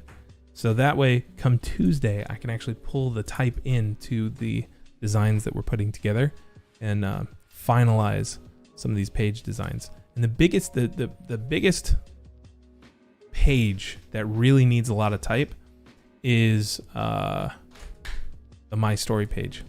That one's a beast. I've got a first draft on it, but it's gonna need a lot of editing. So that's my goal over the weekend. So when we meet on Tuesday, I should have all of that written. Yeah, it's a big one. Not the case studies though, because the case studies are that's gonna be a lot. But everything else should be good to go. How many times a week do I stream? I stream 3 times a week: Tuesday, Wednesday, and Fridays. I appreciate that, Lesoent. Thank you. You have a good weekend as well. And I'm going to let's see if anybody's streaming. Do we know anybody that's streaming right now on Twitch? Anybody from the community? Moose, thank you for the follow. Let's follow. Favuk. Mighty Duck Squawk. You Must Be New. Javier. And Digital Blake, thank you for the follow. All right, let's see. All right, nobody that we know, I believe, is streaming. Nope, not gonna work. Not gonna watch a dancing video or workout video. Thank you for suggesting that, Twitch. Number 1 alpha female. Nope.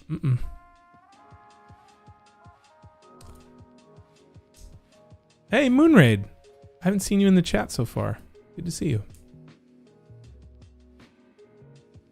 Okay, I don't see anybody doing designerly things, which is not surprising because it is Friday, and in some parts of the world, it's starting to be Saturday. So I think we'll just end it. Thanks so much for tuning in. Thanks for being so engaging. I absolutely love going through the chat afterwards. So even if I don't notice your comment in the actual stream, I will be reviewing this stuff later. So thanks so much, and we'll see you next time. All right, bye guys.